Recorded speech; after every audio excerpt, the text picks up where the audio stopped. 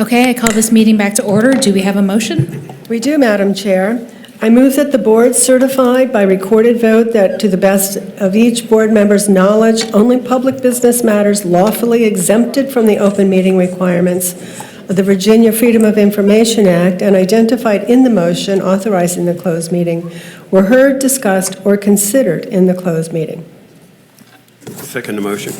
Moved by Dr. Acuff, seconded by Mr. Page. Could we have a roll call vote, please? Ms. Spillman is absent. Dr. Berlin is absent. Mr. Pace? Yes. Ms. Osborne? Yes. Dr. Acuff? Yes. Mr. Page? Yes. And Chair Lee? Yes. So moved. Thank you. And we have one motion coming out of closed session. We do, Madam Chair. I move that this board approve the contract, employment contract addendum as discussed in the meeting for employee A. Second? Moved by Dr. Acuff and seconded by Ms. Osborne. All of those in favor? Aye. Aye. Aye. Any opposed? Nope. Motion carries. Thank you very much. Next, we will have our roll call, starting with Josiah Black. Good evening, everyone. I'm Josiah Black, School Division Counsel. Rosalind Schmidt, Chief Operating Officer. Daphne Kaiser, Assistant Superintendent. Isabel Wong, Albemarle High School. Ellen Osborne, Scottsville District. Judy Lee, Rivanna District. Kate Acuff, Jack Jewett District. Graham Page, Miller District. Chuck Pace, Rio District. Matthew Hawes, Superintendent. Claire Kaiser, Assistant Superintendent. Pat McLaughlin, Assistant Superintendent. Christine Thompson, Clerk of the Board. Thank you. Next, we'll stand for the Pledge of Allegiance. I pledge allegiance to the flag Of the United States of America and to the republic for which it stands, one nation, under God, indivisible, with liberty and justice for all. Next, we'll observe a moment of silence.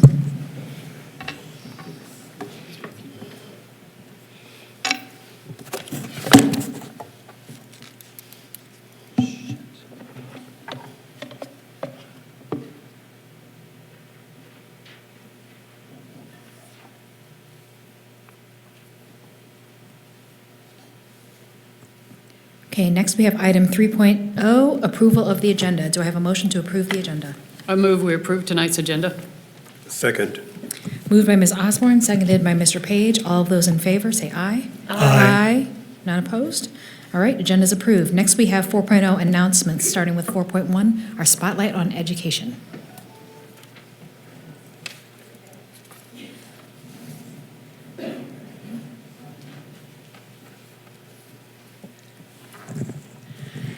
Good evening, Madam Chair, members of the board. I'm Helen Dunn, and I'm the Strategic Communications Officer for the School Division.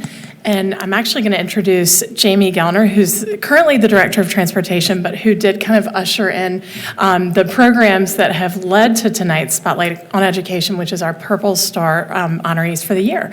So she really worked with these schools last year to kind of help make sure this happened and has really been sort of the shepherd of this program for a long time. So I thought it was more appropriate for her to be the introducer. So come on up. Good evening. How are you all tonight? Good, thank you. Good evening, members of the Albemarle County School Board. Tonight, we are honored to celebrate two of our schools that have received the prestigious Virginia Purple Star designation for their exceptional commitment to supporting military-connected students and families, Baker Butler Elementary and Lakeside Middle School.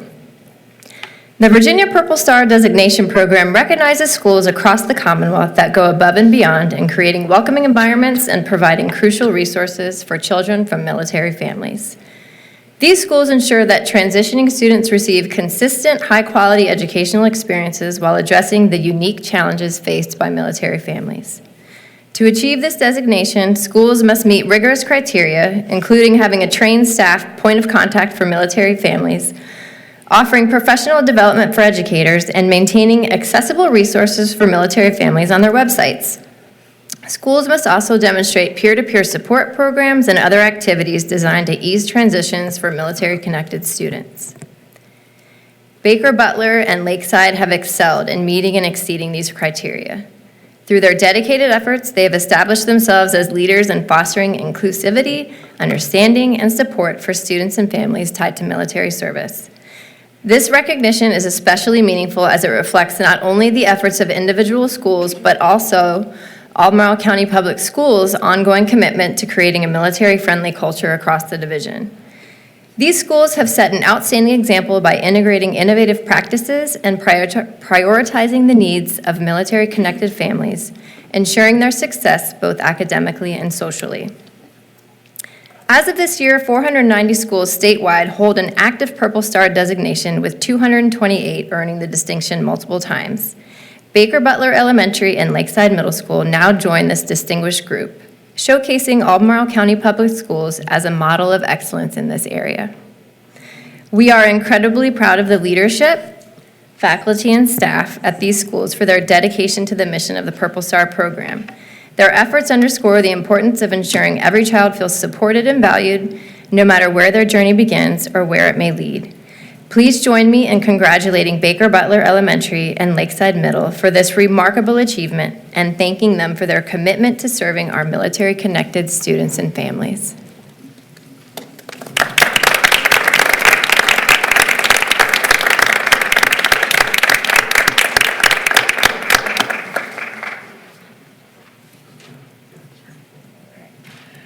So I think there were a couple of remarks that a few of our fantastic Purple Star honorees tonight wanted to make, so I'm going to just hand it over to them and ask that when you come up, if you'll just introduce yourself and then you speak.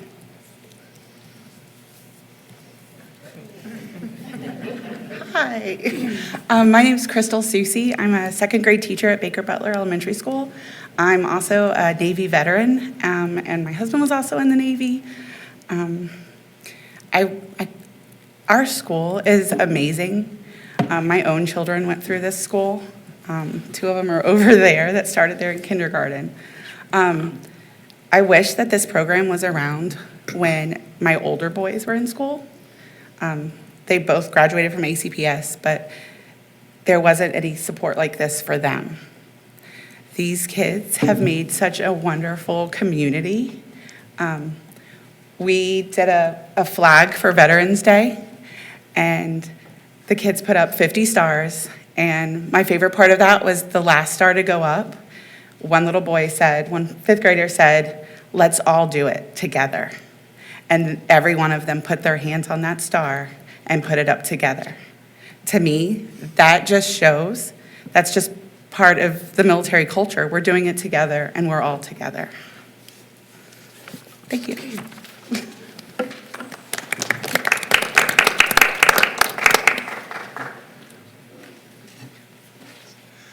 Good evening, everybody. I'm Michael Craddock, the school principal at Lakeside Middle School. So our journey on our Purple Star designation started about this time last year, and I was visiting my wife's family in Alexandria, and we drove by her hometown elementary school, and there on the board it said their school was a Virginia Purple Star school. And that, sent me on to the Google and sent me, which landed in my email where Ms. Gellner had previously sent out some information in the river of information that comes to us about support for working through this program. And looking at the requirements that Ms. Gellner was talking about, a lot of those things as we were looking at, we do that. We have ambassadors that partner with children. We have events that support our military families.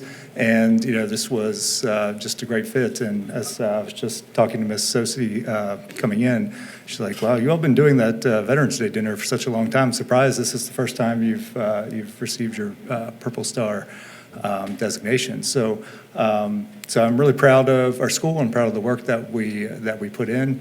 It was a learning process. We got an opportunity to kind of reflect on a lot of the things that we've been working on, and got some good feedback from the state on how we can improve the processes and supports that we have for our military-connected families.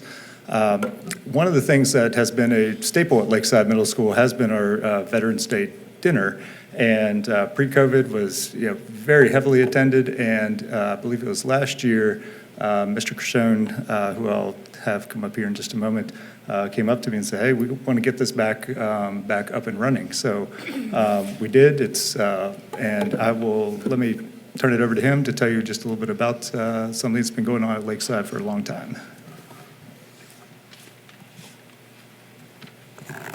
Good evening. My name's Jeff Krishon. I'm a civics teacher at Lakeside Middle School. I think it's been, I don't know, 8 years ago maybe, I had an idea to do a spaghetti dinner for the military families that were associated with our school. I came from talking to a couple of students and listening to them talk about how hard it is to go from school to school to school and moving so often. And I think one of the kids I was talking to had moved every year that they were in middle school. And I thought that's pretty hard to do. And so it started that thing in my mind thinking, well, maybe we can do something. Then later on, as we had parent conferences, I started talking to some of the parents. And not only, I guess I always thought about the sacrifice that the soldiers make, but then I started thinking about the families as well, the wives, the children, and all the moving and all the stuff they have to do. And so I started thinking, well, what could we do at Lakeside to help them? And then I saw this meme online that said, being an adult is deciding what to have for dinner every night until you die. And I thought, well, maybe we could take that burden off the family for a day. And so I decided, hey, we can do spaghetti. That's not hard. I can do that. And so I think for the last I'd say we started pre-COVID. We were shut off for a couple years, and then we wanted to get it back going. We've been serving dinner to about 60 to 70 people. They would just sign up. They bring any relatives that were associated with the military, either currently or in the past, come. And when Mike had some PD this year, I didn't think about this, but they said Charlottesville is unique in the fact that they don't have a military base where the parents and families can draw support from people in the same situation they're in. So this also became a place where they can come and talk with other people who also are in the same situation that they're in, and maybe form some friendships, get some advice. How are you handling this? This is hard for me. What are you doing? And that kind of thing. So this is something that I would love to continue doing as long as I'm teaching. And this is, I would say, probably the one thing that I would like to live on after my usefulness here in Albemarle County is done. So that's what we hope. That's our hope. But thank you very much for your time. Appreciate it.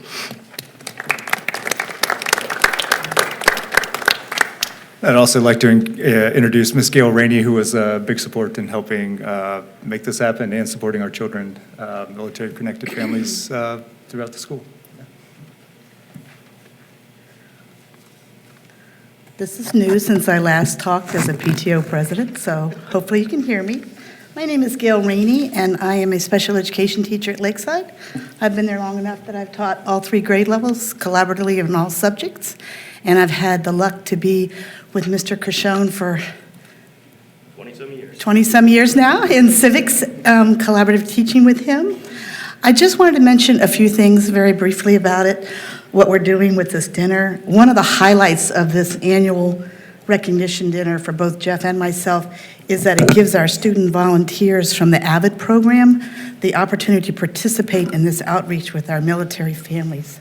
I think it's really important anytime you can involve them in direct service is good. From helping set up balloons, posters, table decorations beforehand. They also work to seat families, take orders, and serve the dinners, and they work tirelessly to serve guests and to model what it really means to be a shark. I don't have time to go into what our acronym is right now, but I'm sure Mr. Craddock will share that with you later. Our experience also that is truly unique here is witnessing the appreciation and pride that is evident from each family. Whether they're small in number or they have several generations in attendance at their table. And these type of events help foster the home-school connection and reinforces the sense of community partnership that we aspire to create at Lakeside with our teachers, students, and parents and families. Thank you.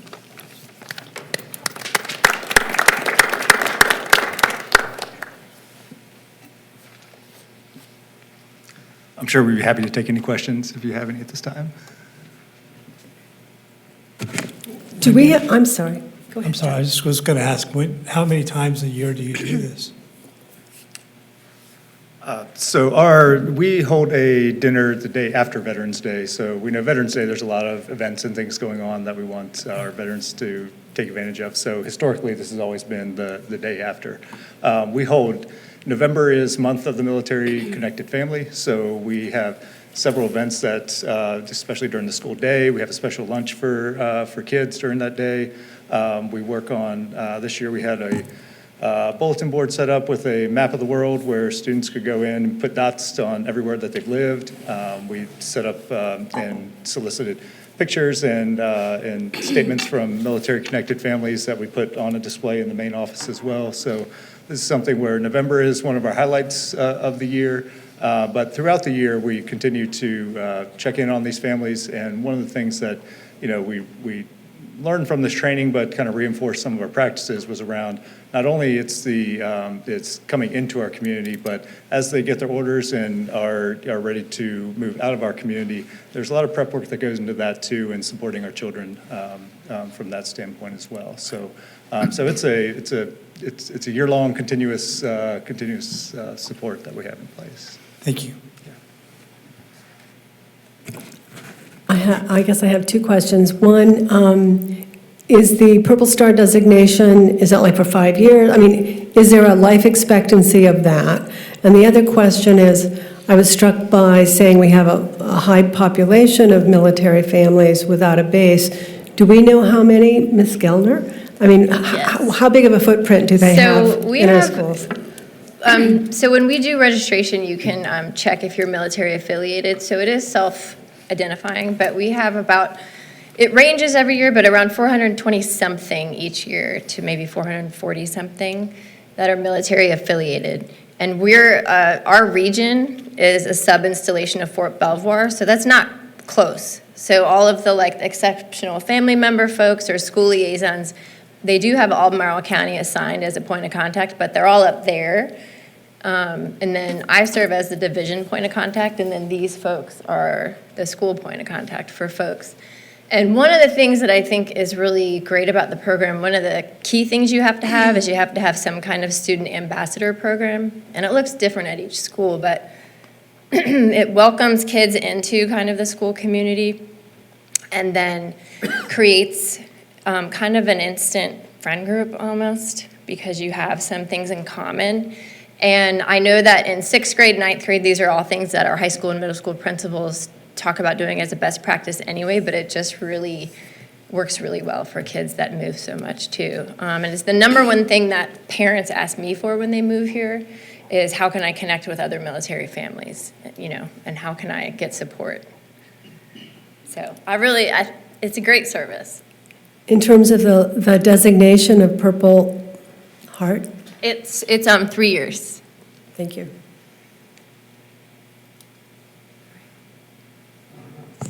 Fantastic. Thank you so much for all of your work in supporting our military families. Thank you.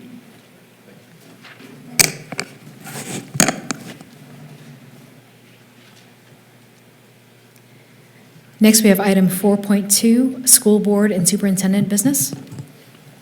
Thank you, Ms. Lee. So I just have a few items just to be brief. That was a wonderful presentation, and I want to echo the congratulations to Baker Butler and Lakeside on their Purple Star designation. I want to just give a few quick shout outs of some activities that I was privileged to do over the last week or so. Last Wednesday, I was hosted to drive Susan Tapscott's bus, bus 122 in the morning, down in Howardsville, down in Mr. Page's neck of the woods, that part of the county. And I had a great time driving with her and learned a lot. So thank you, Susan, and thank you, Scottsville and Walton. And I want to thank Murray Elementary School for hosting me on Monday for a great visit. The school's one of our 6 exemplar schools, and Helen Dunn and the communication team are in the process of having mini celebrations at each of those schools with bagels and everything that goes with it. So we did that, and I got to take a tour of lots of classrooms, lots of great activities, math and reading instruction, just top-notch work. I want to give a shout out to Mr. Bonham, who's here tonight, and the safety and security team on Monday night. They co-hosted with Monticello High School a drug awareness program that involved local officials, support programs like Region 10, and school staff and it was highly informative, and I really appreciate Mr. Bonham working on that. And Tuesday night, I was out at Journey Middle School. They had one of their family nights, and it was entirely in Spanish for Latino families. And so lots of good information about attendance and how to participate in all the school's extracurricular activities and clubs, and just good stuff for families to learn to help their students get the most out of attending school there. So thank you to everyone for letting me be part of your programming, and I look forward to the coming week. On Monday, I'll be at Hollymead Elementary School to do a visit. Thank you. Hi, and I also have some things to add on behalf of the student representatives in Albemarle High School. First of all, I think across the county at all 4 of our schools, an increasingly pressing issue that we've discussed is kind of the issue of microaggressions that have been increasing in our schools. So these are like very subtle but also very harmful behaviors because it can really profoundly impact a student's sense of safety and belonging. Addressing them requires education and proactive support systems, yet the tools we rely on to report these incidents, such as the anonymous alert system, which used to be very widespread, at least in my school, is something that is currently offline and no longer accessible. Students who don't have trusted adults in their schools are now left with few safe avenues to report microaggressions or other sensitive issues like bullying or harassment. There's also a broader need to uplift marginalized communities to further disrupt all forms of discrimination within our schools. One critical area of improvement is diversifying our history and English curriculum to better reflect the voices and experiences of underrepresented groups. For example, recently there's been an issue has arose that, especially in U.S. history, there has really been a lack of Indigenous history. As students living on Indigenous land, it is essential that we learn about the histories, cultures, and contributions of Indigenous peoples, not just in the context of colonization, but also through the lens of their resilience and their achievements. We recognize that the board shares our commitment to fostering inclusivity, and we look forward to collaborating on these efforts through channels such as the Student Senate and equity teams. This provides an opportunity for continued dialogue and accountability as we work together to create a more equitable and representative curriculum. And as Superintendent Haas already touched on a positive note, Monticello High School was able to host a drug abuse and awareness program on Monday, and that was a great step towards educating our community about the dangers of substance abuse and providing resources for prevention and recovery. Additionally, at Albemarle High School, we made a lot of strides in our peer tutoring program, as we've recently integrated Pocket Talks, which are translation tools that allow for real-time translations. So we have been able to work a lot better with our English language learner students, and that's really helped enhance the inclusivity and effectiveness of our peer tutoring center, making it a space where all students can thrive. And we hope we can expand this initiative to other peer tutoring centers across the county. Thank you.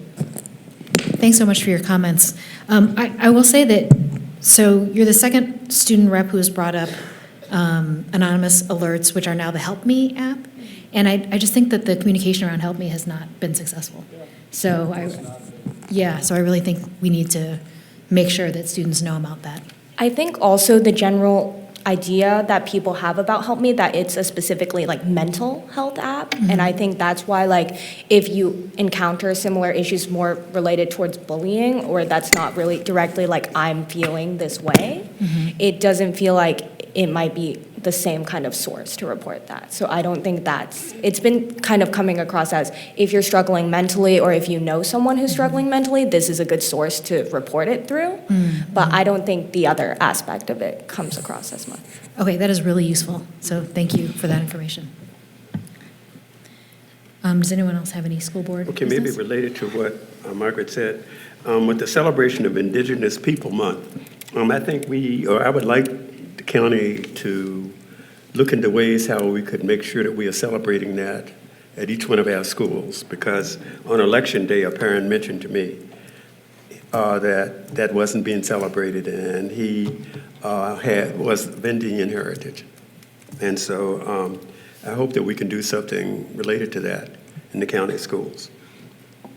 And also on Tuesday, I think it was, I was out at Henley to celebrate the We the People celebration. And all of the 8th graders that I judged had done some research in certain aspects of the Constitution. And I think 6 teams, at least from Henley, will be going to state competition. And I think last year, both Albemarle and Weston did very well at the state competition with We the People. So that was a really enjoyable thing to be involved with. Yeah, I believe this year that the We the People teams, Western was first place at regionals this year, which was last weekend, and then Albemarle was second place. Right. So. Okay, thanks. Charlie, I just wanted to mention that I was interviewed by the broadcast folks, students over at Albemarle High School, and I was just blown away by the questions they asked me and how professional they were putting it all together. And they sent me the video almost right away. It was very well done, very well organized. Questions were tough.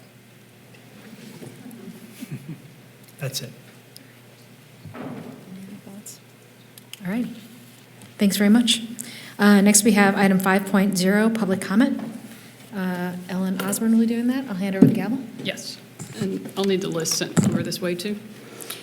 So we welcome public input at our school board meetings.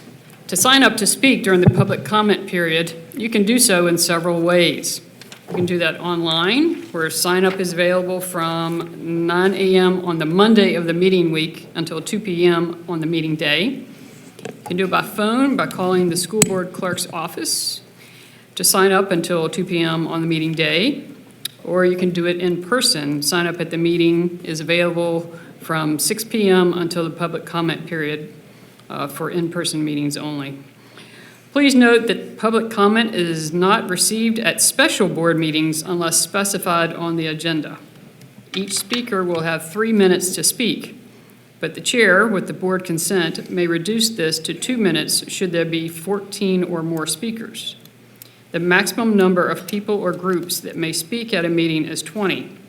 In the event that there are more than 20 people or groups who wish to speak at a particular meeting, each speaker will be assigned a number, and numbers will be drawn to determine which people or groups will have the opportunity to speak.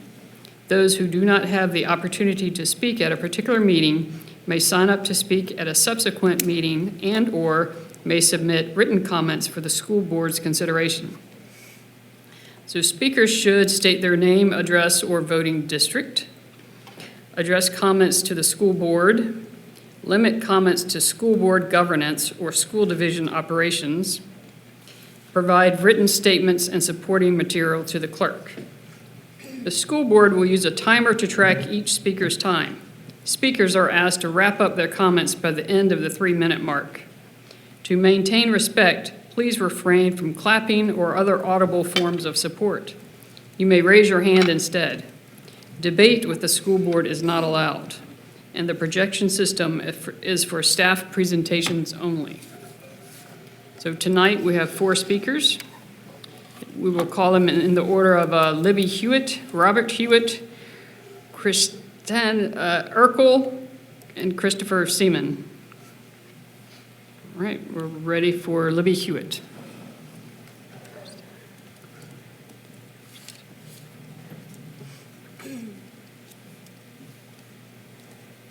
Okay, do I need to punch anything for the? We do that.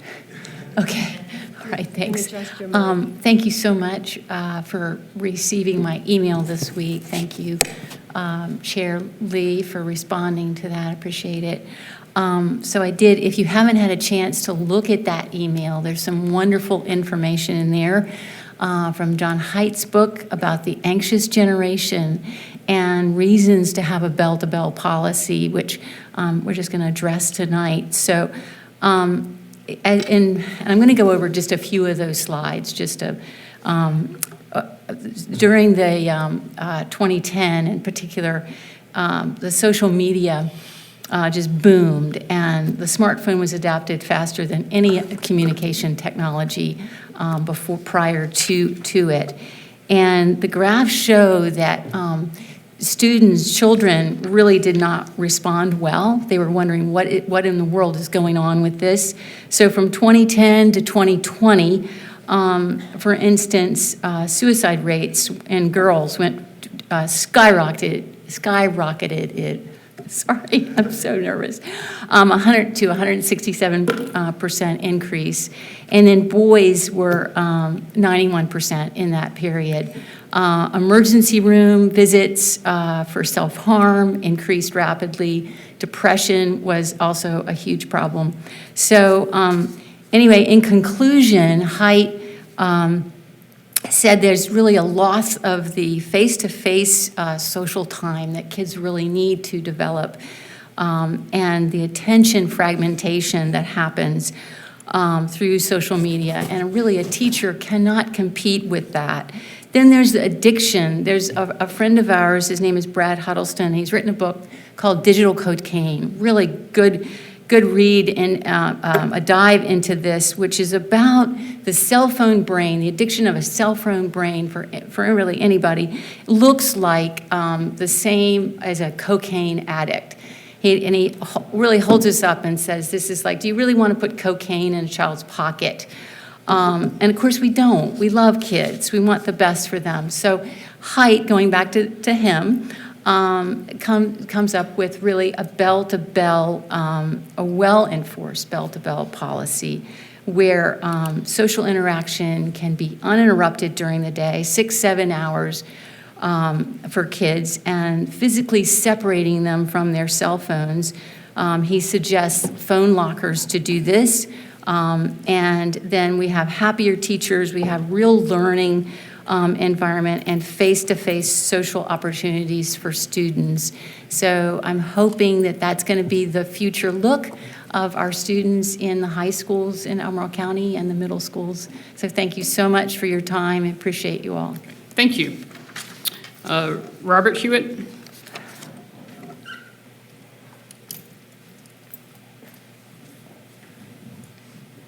This is very helpful. Keeps you from having to have my phone up here.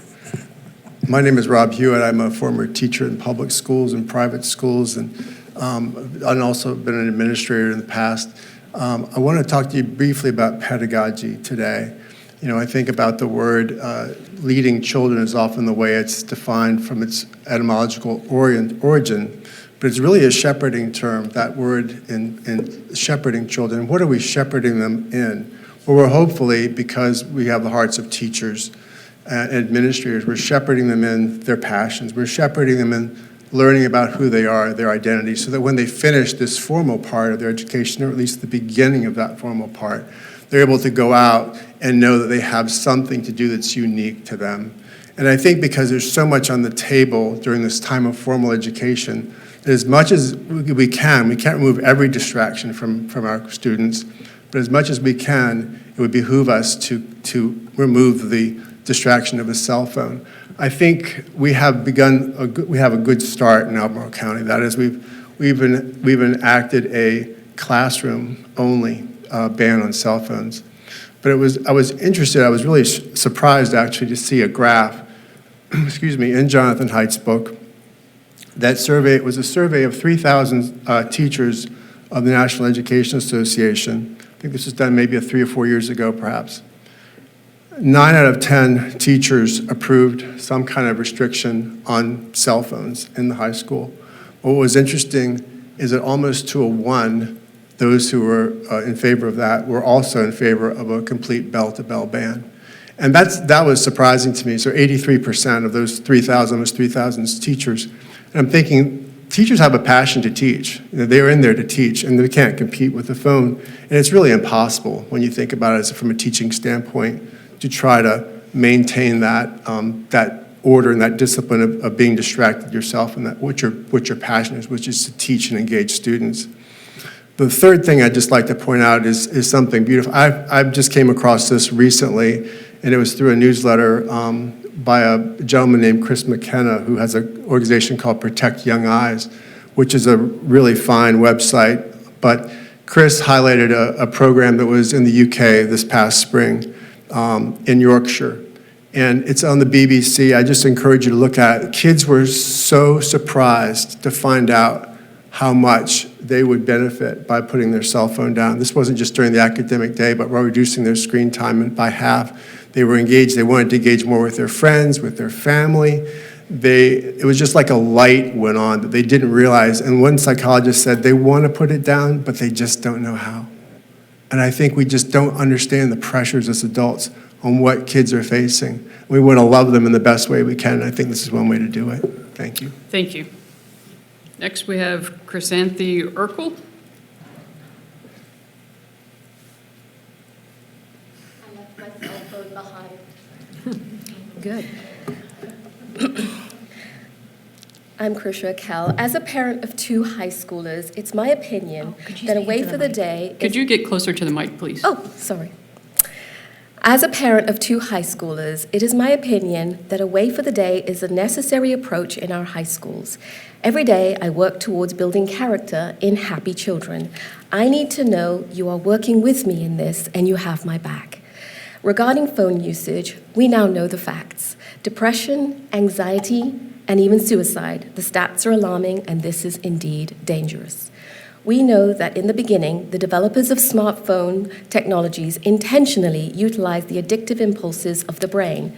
For that very reason, they said we don't give it to our own children. So, what we are dealing with here is in fact a quietly developing addiction issue. We know this to whatever degree we see it in the eyes of our children when they come home and their ability to focus and communicate with us. So I believe we need to respond as such for the sake of those that are most severely affected and for those that are compromised and for the school administrators and teachers that are expected to police this. Experts say the parts of the brain that control addictive impulses and dopamine release, control of cravings and emotions, particularly the prefrontal cortex, is highly active but underdeveloped until the mid-20s. So in this very vulnerable time, it is imperative to protect the developing brains of our high schoolers. We must act now to limit the damage done to our children's hearts and minds. It will impact their ability to be creative, make good decisions, and be active and conceive of goals for their entire lives, unhindered by these detrimental distractions. The solution: out of sight, out of mind, and out of reach. It is the first line of defense when dealing with any addictive temptation. Therefore, we need to make any necessary financial investments. My hope is for strong and bold decisions that draw clear safety boundaries. We as a community should not see this as a partisan issue, but a necessary and practical defense, as right now, our educational goals are in jeopardy because of addiction to creativity-destroying technology. We need technology to be an ally, not an enemy. We need to know the difference and draw strong boundaries. Going forward, we need a good new year where educators are not frustrated and wasted time and focus, but engaging the children effectively, confident that the boundaries set up are for the benefit of all. Just like seatbelts and speed limits on the road for driving teens, compliance should not be determined by their preference. So, based on what we know, we must act fast. January is possible because we saw you swing into action on March 13th, 2020, in the last pandemic with far-reaching and creative management solutions. This is a new mental health epidemic. Thank you, Ms. Urkel. Next, we have Christopher Seaman. Good evening. My name is Chris Seaman, and I'm a resident of the Whitehall District and a parent of 2 children in ACPS. I'm offering this public comment on behalf of Forward Albemarle, which is an organization of parents, students, and community members that I'm a part of that works to support strong and inclusive public schools in Albemarle County. As an organization and as parents of students who attend multiple schools across the division, we have been made aware of a disturbing increase in hate speech and inflammatory language among ACPS students recently. We have heard from teachers and bus drivers who are reporting an alarming increase in racist and homophobic slurs, and we have heard from parents who report that their children are overhearing classmates repeating statements made by online extremists that are deeply xenophobic and misogynistic. These words and statements are graphic and harmful, and they create an environment that is not safe or conducive for learning. Our kids and our teachers deserve better. Members of our organization recently participated in a bystander intervention online training program provided by Right to Be, a nonprofit organization that has trained over 100,000 people since 2005. Bystander intervention programs empower individuals to recognize potentially harmful interactions and equip them to step in to diffuse an escalating situation. Bystander intervention reduces harm, creates safe environments, builds cohesive communities, and is simply the right thing to do. 67% of Right to Be's bystander intervention program participants report applying these skills they learned after witnessing a situation of harassment. We believe that bystander intervention training should be made available to all ACPS employees and to middle and high school students.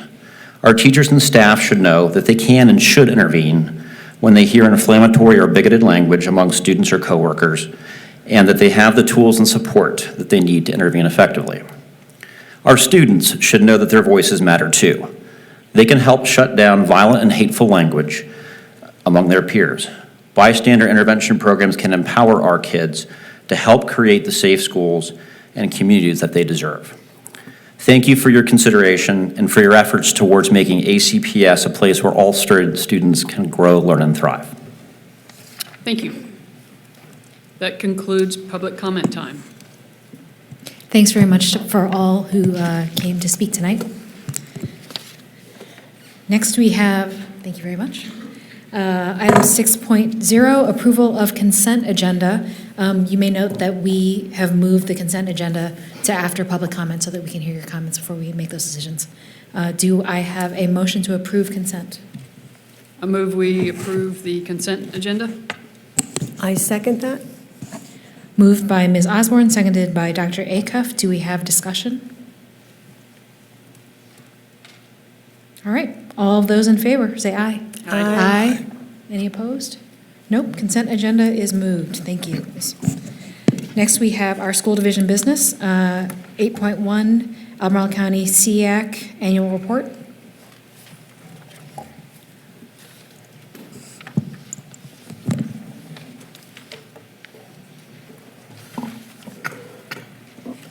Good evening. I'm Ashley Strusik, the Assistant Director of Special Education. The Special Education Advisory Committee, also known as SEAC, is a group of dedicated individuals composed primarily of parents of children with disabilities who represent the schools in our division. Their primary responsibility is to inform the superintendent and school board on the needs of children and disabilities educated and served by Albemarle County Public Schools. SEAC is also highly valued by myself and the Special Education Administrative Team as they partner with us throughout the year. By sharing ideas and experiences, we get helpful feedback and direction from SEAC that guide us to improve our division's special education services. Christopher Seaman, the current SEAC Chair, and Jessica Allen, Vice Chair, are here tonight to review with you the SEAC Annual Report. Chris and Jessica, I'll turn it over to you.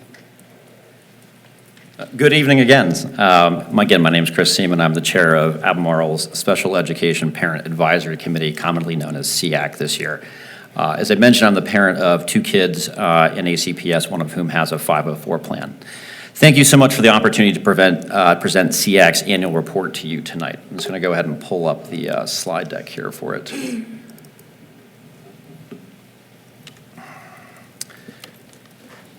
SEAC's mission is established by state law. Among other things, SEAC is charged with advising the local school division about needs for the education of children with disabilities, participating in the development of priorities and strategies for meeting the needs of children with disabilities, reviewing and providing input on policies and procedures regarding special education and related services, and submitting periodic reports and recommendations like our annual report to the school board. I am glad to be joined tonight by a number of members of SEAC in the audience, and so thank you all so much for coming. A number of other folks had commitments at school and elsewhere tonight and couldn't make it. But I am so grateful to be part of this dedicated team that shares a commitment to providing high-quality education to all children, including children with disabilities. We collectively represent almost every school in the division, as well as 5 at-large community members. And I'm deeply grateful for each and every member of SEAC who has volunteered their time and talents to help serve this mission. For this year's report, we took a data-driven approach so we can have a clear-eyed focus on what is working well in our school division with students for disabilities and what areas require improvement. We use a number of data sources which are laid out in the report, which I'll briefly summarize in my presentation tonight. I want to first talk about SEAC's Family Survey and some of the most important results from that survey. This is the second year that SEAC has conducted a survey of families who receive special education services in ACPS, both students who have IEPs and 504 plans. We designed and approved the survey instrument last spring, and with the assistance of the Office of Community Engagement, the Office of Communications, and the Office of Strategic Planning, this survey was distributed in October by email and text messages to families of students with disabilities. SEAC members also worked hard to increase outreach within our own school communities, including through flyers that contained a QR code, social media, and through outreach to school administrators and special education personnel in their school communities. I am pleased to report that based on these extensive efforts, our survey response rate this year increased by 33% and represents a 20% overall response rate for families that have a child who receives special education services. I know one of the questions about the school board was about the representativeness of the survey respondents. I do have some data on that with respect to race. We don't have an exact apples-to-apples comparison to overall race of the population of students with disabilities, in part because we gave survey respondents the opportunity to check multiple categories that corresponded with their student's identity, meaning that the total percentage is greater than 100%, and then the option to select other or to decline to answer was also included. But with these caveats, we believe the survey is generally representative and reflective of the overall population of students with disabilities.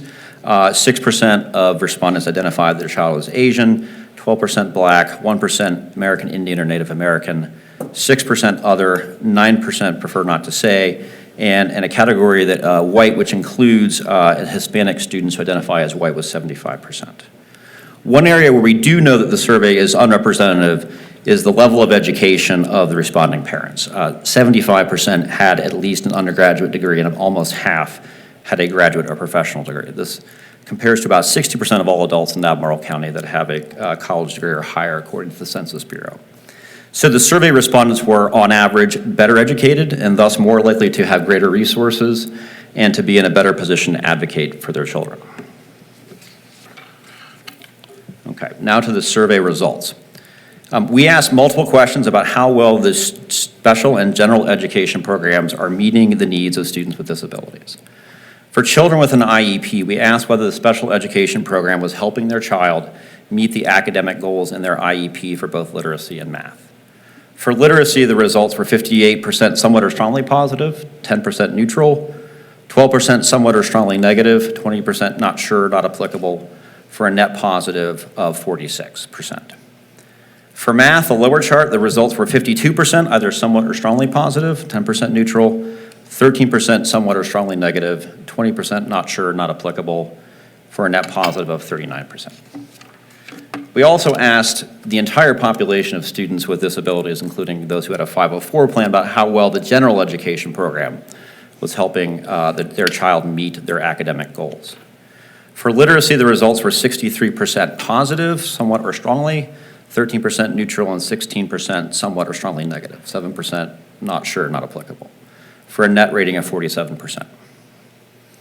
For math, the results were 60% somewhat or strongly positive, 14% neutral, 17% negative, somewhat or strongly, and 9% not sure, not applicable, for a net positive of 43%. The survey also asked family members how well their child's behavioral and social and emotional needs were being met at school. I know this has been an area of focus for the school board since the pandemic, and I think the survey results reflect progress that has been made in this area. For behavioral needs, the results were 66% somewhat or strongly positive, 7% neutral, 13% somewhat or strongly negative, 14% not sure, not applicable, for a net positive of 53%. For social and emotional needs, it was again quite similar. 68% were somewhat or strongly positive, 9% neutral, 15% somewhat or strongly negative, 9% not sure, not applicable, for a net positive of 53%. Another set of data points that we considered in writing our report was the standard of learning results in reading, writing, and math.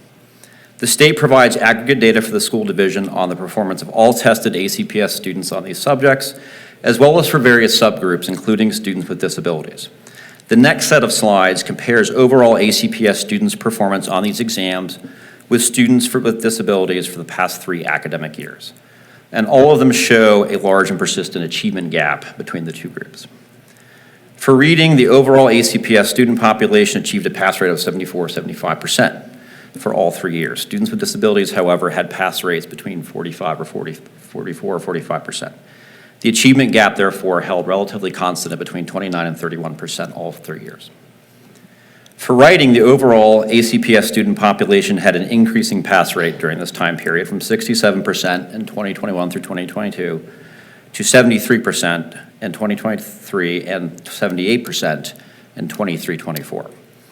Passing rates for students with disabilities for ACPS also increased, but they were also much lower to start with, going from 19% in 21-22 to 35% in 23-24.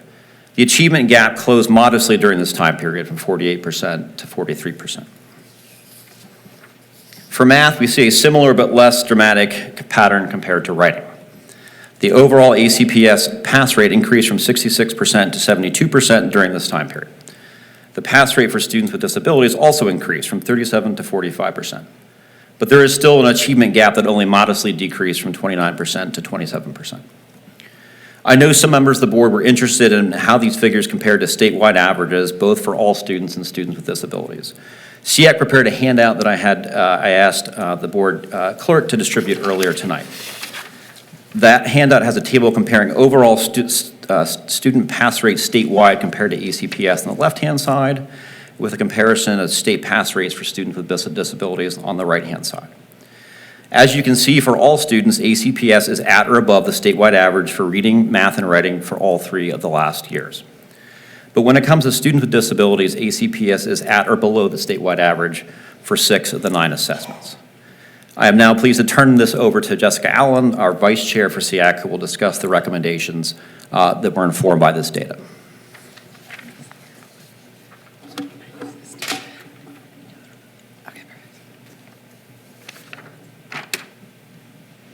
Thank you, Chris. Can everybody hear me? Wonderful. Dr. Haas, Chair Lee, school board members, and central office leadership, thank you for the time this evening.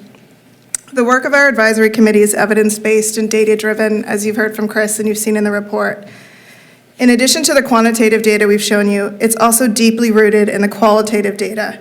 We hear from our dedicated representatives, our community, and our personal experience as parents and caregivers and educators. With that in mind, I'm not going to read you these slides tonight. Both the comprehensive annual report and this PowerPoint are already posted on the website for those who are interested.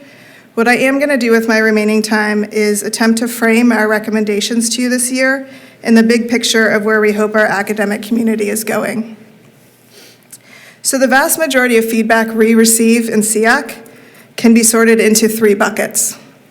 Bucket number 1 is ensuring academic success and that our students with disabilities reach their potential. Our students in special education need an additional learning specialist. There is currently 1 position serving the entire district, and it's not enough. This position would help provide staff, whether they're general education or special education, support and appropriate accommodations. We have so many teachers who are excited about working with our students with disabilities, but we continuously hear they don't feel like they have the support they need to do that. We have this cycle, it appears, where staff don't feel supported, student doesn't get the accommodations they need, student stops engaging, less desirable behaviors begin. We've recommended a learning specialist to help provide support at the beginning of that cycle, and we're also recommending a position for a behavioral specialist to help stop that cycle and keep our students with disabilities engaged and learning within the classroom. One endpoint for behavior that is quantified is out-of-school suspensions. You can see in the far right column here in the bottom row that 40% of all incidents of out-of-school suspension involve students with disabilities. The only group higher is economically disadvantaged students at 69%. This next graph is demonstrating the percent of students with out-of-school suspensions. You can see there's over a threefold increase on the left at 7.2% for students with disabilities compared to those students on the right, 2.2% of students without disabilities. Presumably, it's hard to meet your academic potential if you're not in school. We really strongly recommend funding an additional behavioral specialist this year. I'm not going to skip over TAs, but I'm going to jump around a bit because we are still here in bucket number 1, which is ensuring academic success and that our students with disabilities reach their potential. In the survey this year and in feedback shared during SEAC meetings, we've also heard concerns about the lack of special education staffing at Center 1 and the needs of our post-high students. We've also heard continued discussion about the achievement gap and struggles of our students specifically in math, as well as concerns over being able to just simply physically navigate our schools and the lack of accessibility. All of these are included in greater depth in our report.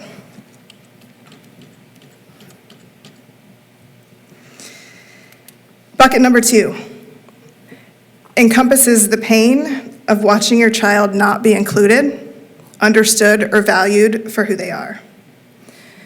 This exists in a lot of different forms for our students with disabilities, whether that be in the classroom because they're segregated in a corner and given a different activity, or because peers at recess don't know how to engage with them, or because support doesn't exist for them to be included in after-school activities.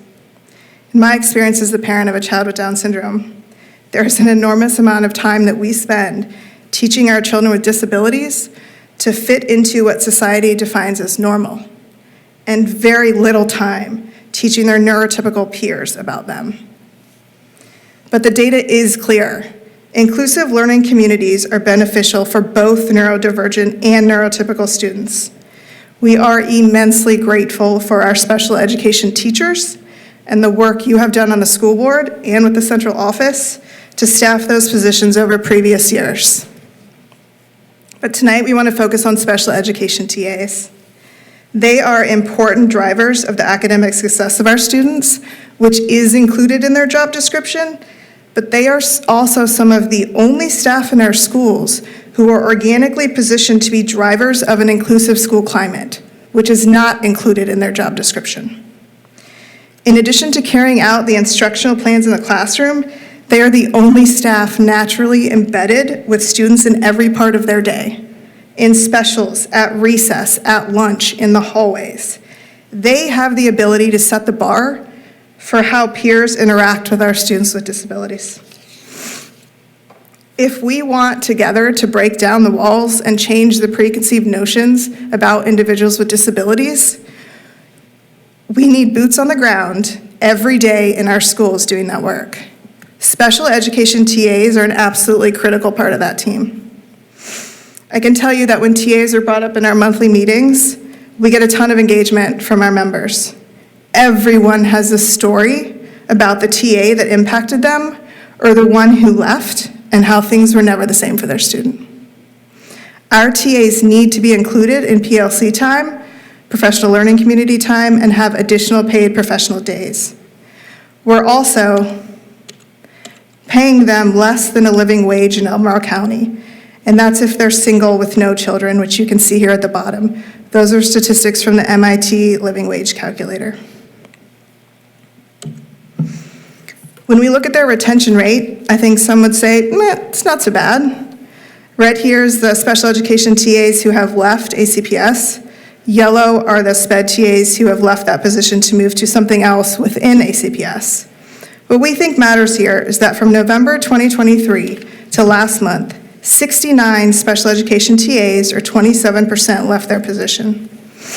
I imagine that makes things very difficult for our students with disabilities, and as your advisory committee, we are really hoping that this is the year we can make some marked improvement for special education TAs. Now, bucket number 3 is the willingness and drive to want to change the outcome for other families. No matter how frustrated or hurt the people we hear from are, their feedback more often than not ends with some version of, I don't want other families to go through what we went through. What can I do to help?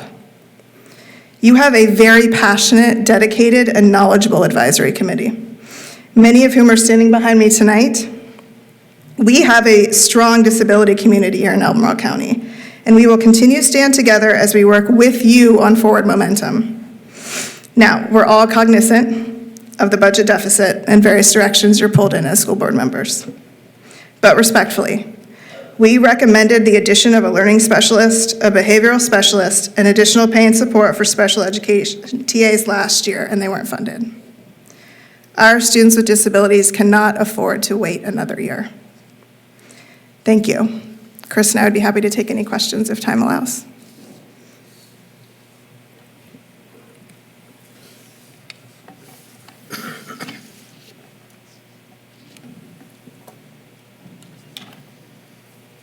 I sent in most of my questions, so thanks for the work on all that. Wonderful. Thank you again so much for your time and attention this evening. We really appreciate it. Thank you.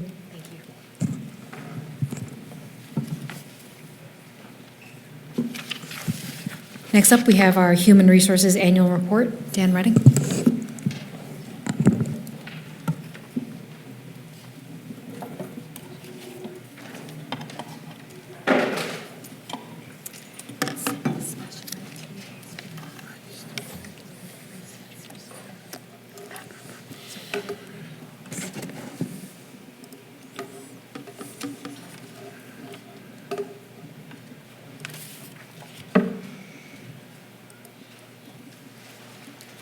All right.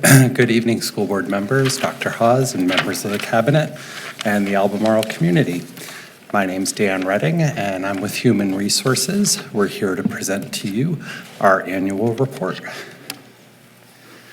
Our agenda covers 3 areas this evening: major areas of impact over the 23-24 school year, areas we'll be working on in the future, and then any questions you might have about the report.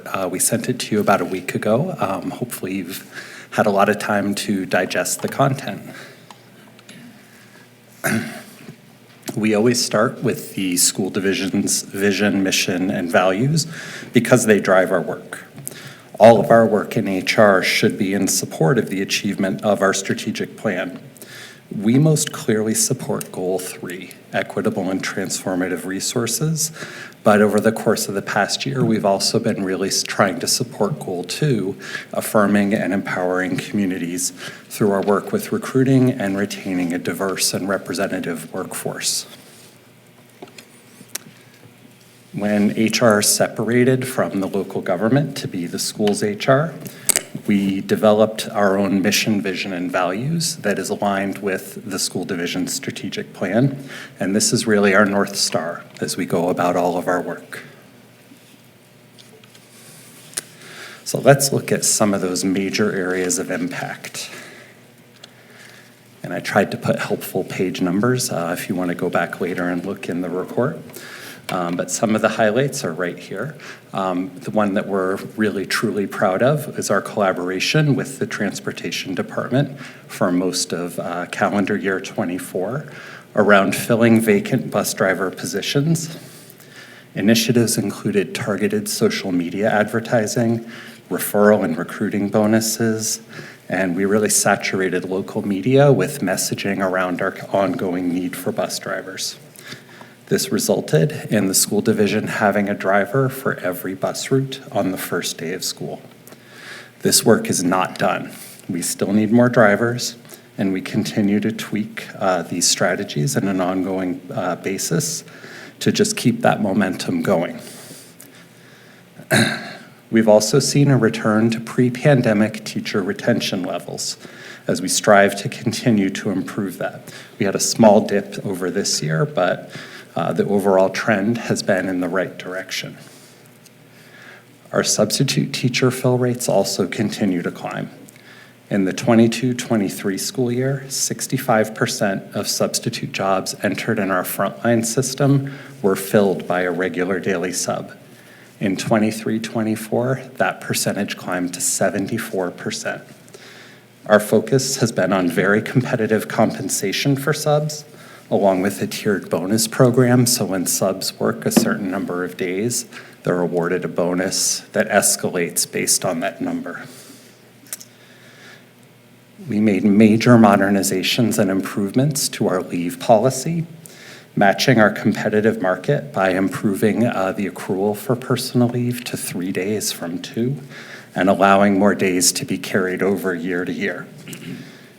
We also changed our family medical leave policy so that we now allow married couples who both work for the school division to each take 12 weeks of leave for the birth or adoption of a child. Previously, they had to split that leave. One parent could take 8 weeks, the other could take 4. That's a huge improvement for our employees and something they've been asking for.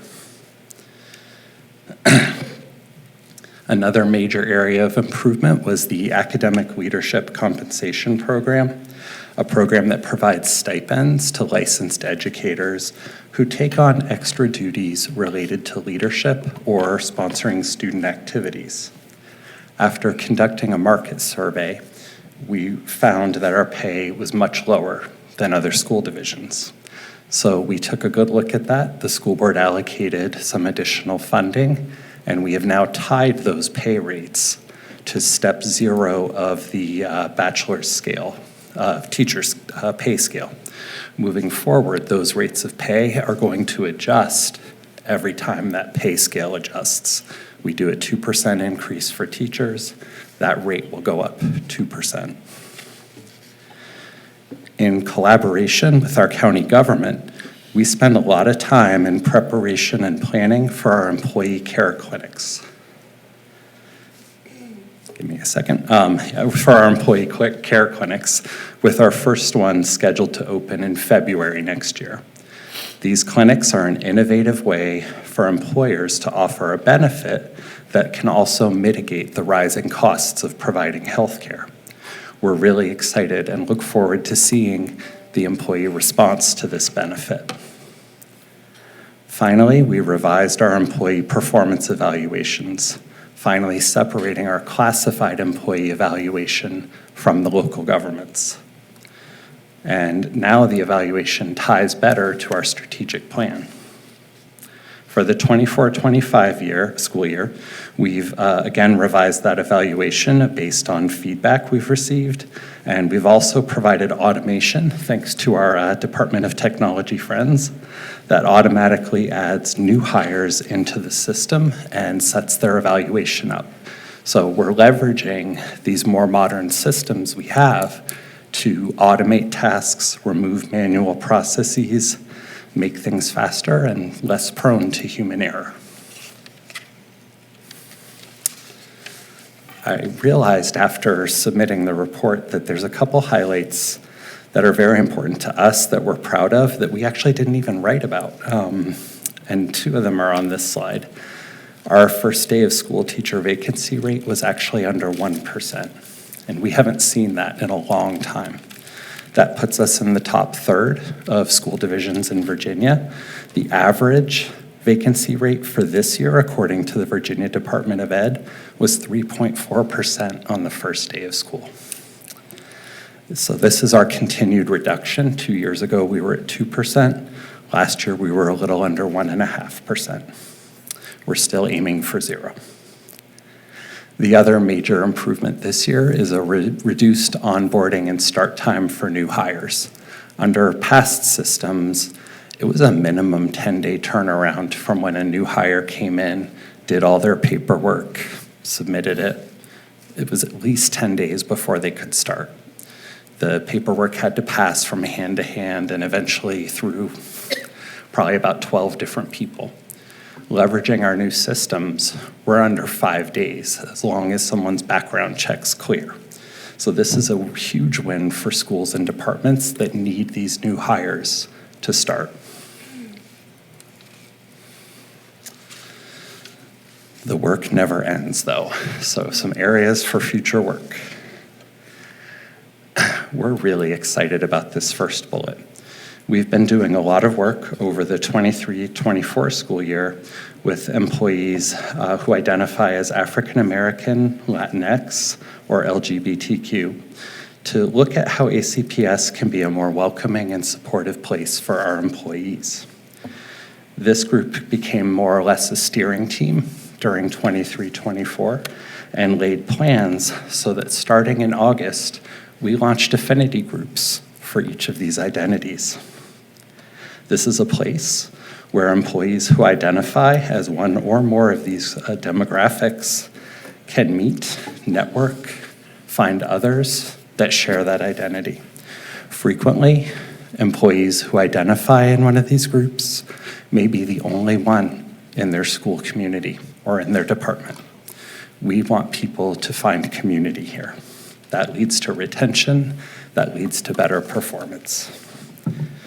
Our hope is, as time goes on, this opens further dialogue so that we are well aware of what employees' needs are, what they're experiencing, and what barriers they might be facing in their day-to-day work. We've also spent time working on a project that I think is pretty important to a lot of our educators, and we've nicknamed it the Teacher Titles Project, but it's really anyone who has a license and is paid on the teacher step scale is listed as a classroom teacher in our systems. And when you look them up in the email directory, they're a classroom teacher. So a counselor, a speech therapist, a school psychologist, all these people don't identify as classroom teachers. This is actually, it sounds like it should be pretty easy, but it was actually an awful lot of work to weed through this. But actually right now, today and tomorrow, all that data is being uploaded in the system, which is pretty exciting. Likewise, I think it was 2021 that the board passed a $15 an hour minimum wage.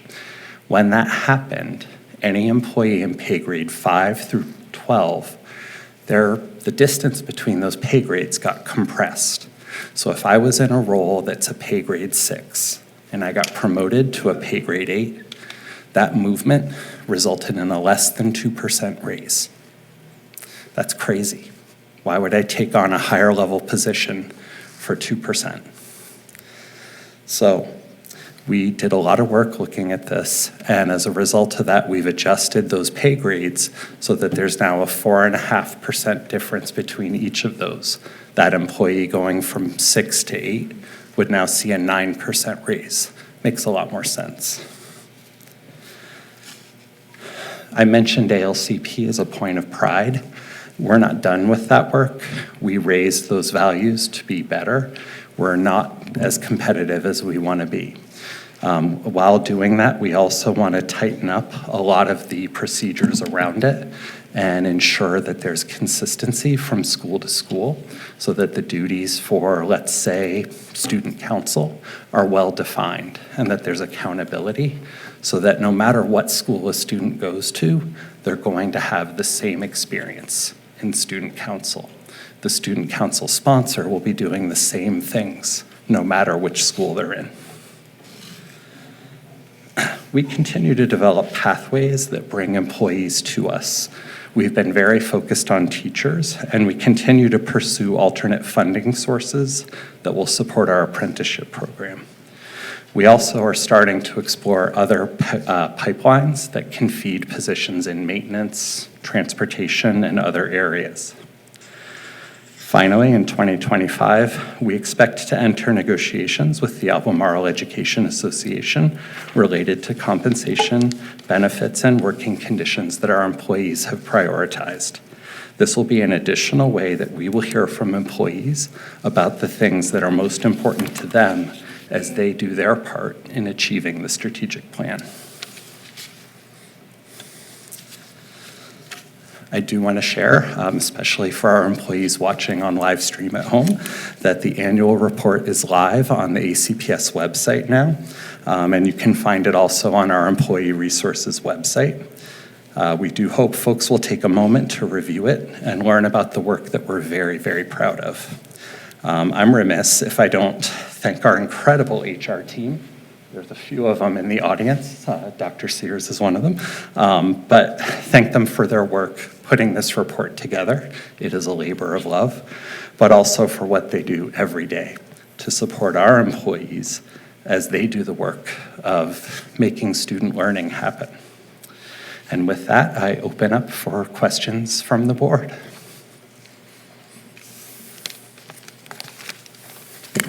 Thank you, Mr. Redding. I have a couple of questions.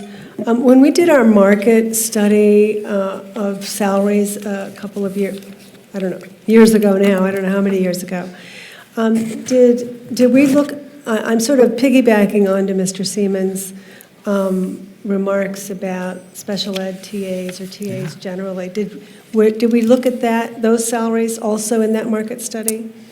Yeah, we looked at that, I believe it was 2021, and at that time, we looked at TAs as a whole. We didn't parse them out, and at that time, we were found to be right at market. I can say we do go out every summer for general wage comparison, and then we choose different positions based on how hard they are to fill, turnover, other things, and get data from our market. And we do see that we are below market for special education TAs. That is something that we are talking about now too. Okay, and a similar type of questions is, do all school divisions lump together all licensed folks as teachers? I mean, there's school psychologists and whatever. How are those salaries, are they aligned correctly, let's just say? I think we're doing the right thing to separate those position titles. I think most divisions are just, everyone's doing it differently. We did it that way, as I understand it, based on the systems we used at that time. It's what the system needed in order to function. We have a much more robust system for our HR data now that can handle things better. Is that answering your question? Yeah, Sure. I mean, it is, and it is as far as it goes, it is. I mean, I'm just wondering, I mean, I do remember in the study a while ago, you know, there was a difference, say, in our LPNs versus RNs, were they paid correctly? And I'm just wondering if school psychologists should be on that same pay scale as teachers. I mean, I don't know that they shouldn't be, but I did not realize they were in one big pot. It does vary division by division. Some do put them on the teacher salary scale, some put them on a classified scale. It is something that we will eventually revisit as we go back out to market to gather data. Okay, complicated work. I was curious, I think it's great to hear that you have these teacher affinity groups, but I was curious to ask if there's like an Asian American Pacific Islander one, or if, for some reason, if there's not, why that is? It's a great question, and thank you for it. We have not started one yet, but we are very open as employees approach us to ask about different groups. We want to see that. It's important to note that all three of these groups are employee-led. HR is not leading these groups. We facilitated that kind of steering team that has founded this. Individual employees have taken on the leadership, the scheduling, the agenda for each of these groups. But we're definitely open to, as employees come forward, any identity-based affinity group. We've made a lot of progress in recruiting our minority teachers and working with the affinity groups. But in the data that was shown, not on your report tonight, but that you sent to us, there are still 4 schools that either have no minority representatives or 1 at that school. And that would still be showing that we still have quite a bit of work to be done, even though we've made improvements. And we would wholeheartedly agree. One thing that happened over the summer that we're extremely pleased with, Shay Carter Shiflett, who's our program manager for retention and diversity, equity, and inclusion, conducted a book study group for leaders in the division on supporting and retaining educators of color. And that was actually a pretty powerful, open discussion for the principals and the department heads who were in that group to talk about what experiences their employees are having and consider what steps they need to take as leaders. Thanks. But it's a point well taken. We're not where we want to be, but we are making progress. Just to add on to that, very similar point, because this is largely from student opinion, from my school at least, we do have educators in like we do have a pretty diverse set of educators at Albemarle High School especially, which we're very grateful for. But we've really noticed from our Black Student Union, they've really noted that there's really not a Black educators in higher level classes. So once they start taking all these APs and they walk into a room where they don't really see anyone who looks like them, that becomes a really discouraging aspect. And then for our Asian population, we really see very few educators at all of our affiliation. That is an excellent point. I don't know what our data looks like, but I think that would be something interesting to pull from our student course registration system to see who's teaching our AP classes, who's teaching our dual enrollment classes, and how do we then create opportunities so that our educators of color are getting whatever credentials, training, or whatever else is needed so that they're eligible to teach those courses too. It does matter to the students.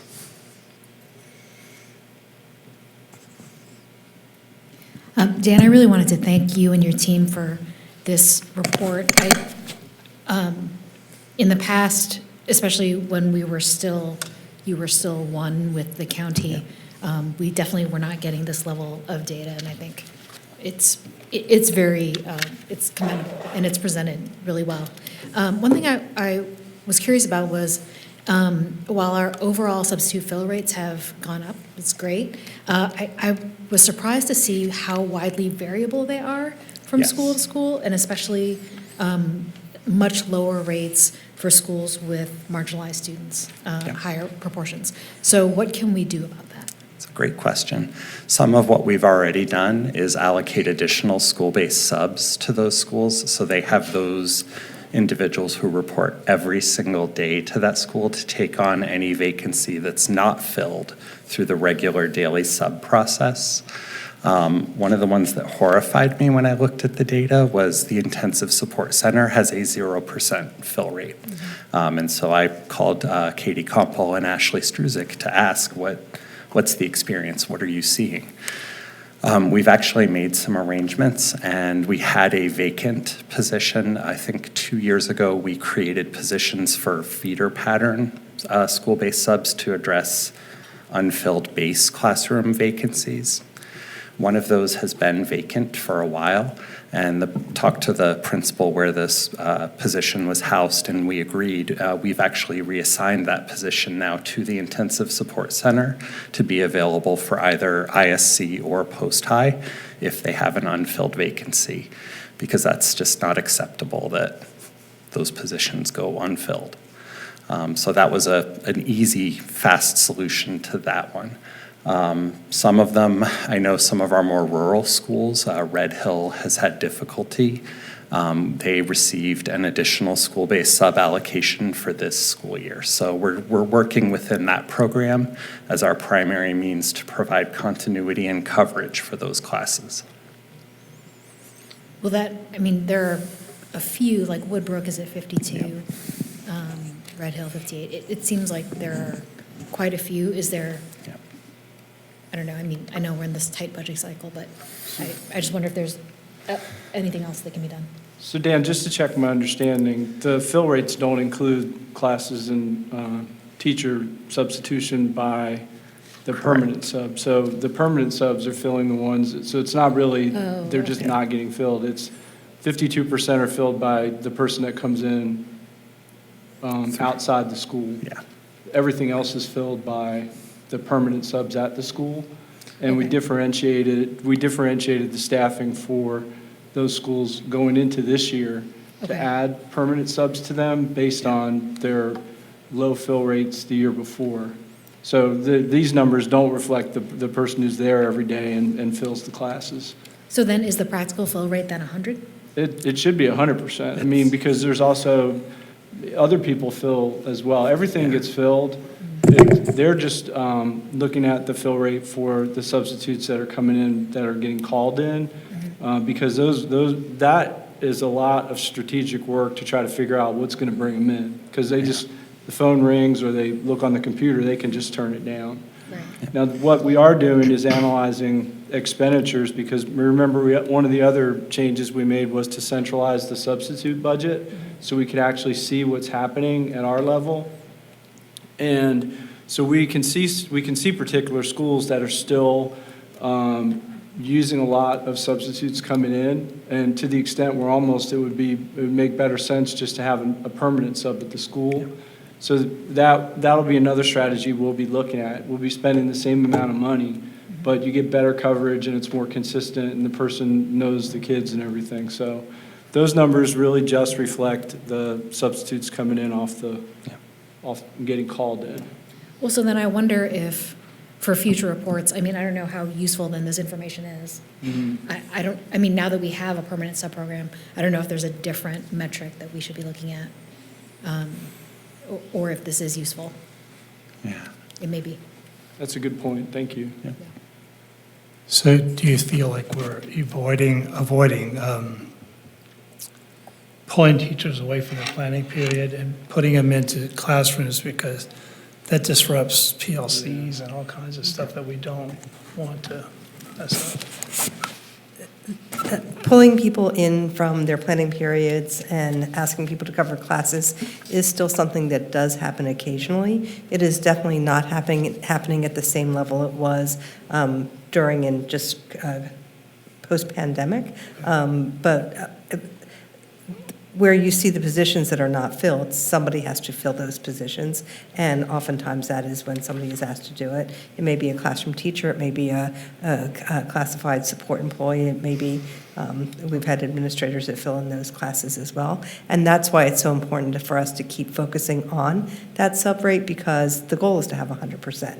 I will say the numbers that we have right now are better than we've ever seen, even prior to the pandemic. So I think there's a lot of work that has gone into encouraging people to be in our schools and the work that we're doing to train and develop our substitutes. We had subs that were invited to come and participate in Making Connections, allow for some professional development there. And so I think I think this is one of those situations where I think about this slide that says, the work that we still have to do. I do think it is something to celebrate, but I do think there is work to do there. I do think the school-based permanent subs have been a tremendous asset to having us be able to fill positions in the school without taking people out of the classroom from other things. Yeah, to Ms. Lee's point, though, I mean, I was thinking about it. The whole reason we were looking at that metric to begin with was because we were really not being very successful filling it, but we held on to the same metric. Yeah. So it might be time to move on from that. Yeah. We'll play with it and we'll take a look at it. Yeah. Although I think to both your points, Chuck and Claire, maybe it's something where it was able to be filled without a classroom teacher, another classroom teacher being taken from planning, or, because we're thinking about it, I guess, from the student perspective of, do I have a teacher? But also, we think about it from the whole school perspective of, are we pulling people out of their other jobs? So that might be part of that metric in the future. Good. All right. This isn't really on point, but when we have employees who have a planned medical leave or a very long, they're out for 3 months for whatever, do we tend to use the permanent hires, or do we go outside for that so we can keep the flexibility in the building? The ask is that they log the absence in Frontline and let a daily sub pick up that absence so that the school-based sub is available for an unexpected emergency absence. Thank you. But I will add to that for the absences that are longer, anything over 10 days is considered a long-term absence. And so we do advertise and hire long-term substitutes for that position. Our goal is always to have the most qualified person to come in and fill for those long-term positions. So we are, we are typically seeking, if as much as possible, somebody who is a licensed teacher, preferably licensed in that area, but a licensed teacher or somebody who has some experience and expertise in whatever it is that they're coming in to substitute for that longer term absence. Thank you. I do just want to reiterate my first point in that the report is awesome. And also all the work that you've done. I mean, you low-keyed all of the great work and areas of impact, and they're really important and very, very good. So thank you very much for your work. Especially the appendices. I really loved having all that data in one place. Yeah, that was awesome. All right. Thank you. So, Thank you very much. Thank you, Dan. Thank you. All right, next, we are right on time. It's 8 o'clock, and we have a 10-minute break, so we'll be back here at 8:10.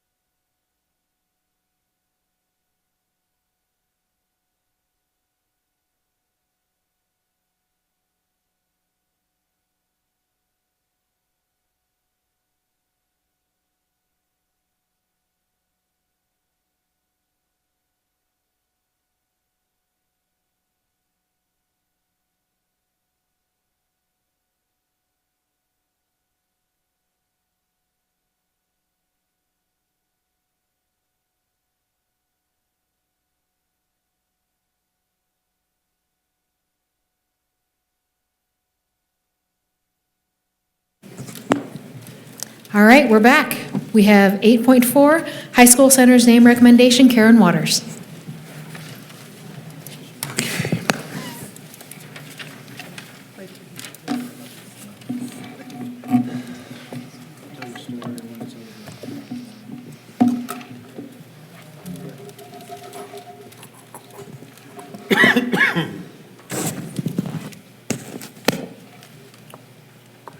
Good evening, Karen. Good evening. Why don't I see anything on this computer? Oh, there you are. Hi, Christine. We do this every time, don't we? It's the Karen and Christine show. It is, it really is. There you go. Thank you. Good evening. Thank you for your time this evening. I'm Karen Waters, the Director of Community Education and Project Manager for School Names from the Office of Community Engagement. I was tasked with providing the board with a recommendation for a name for the buildings which will house our Scholars Program, formerly known as Career Learning Communities. Of course, this work was done with an eye to our strategic plan and our vision, mission, and values. We center this with all of the work that we do. And we are particularly concerned with thriving students and affirming and empowering communities.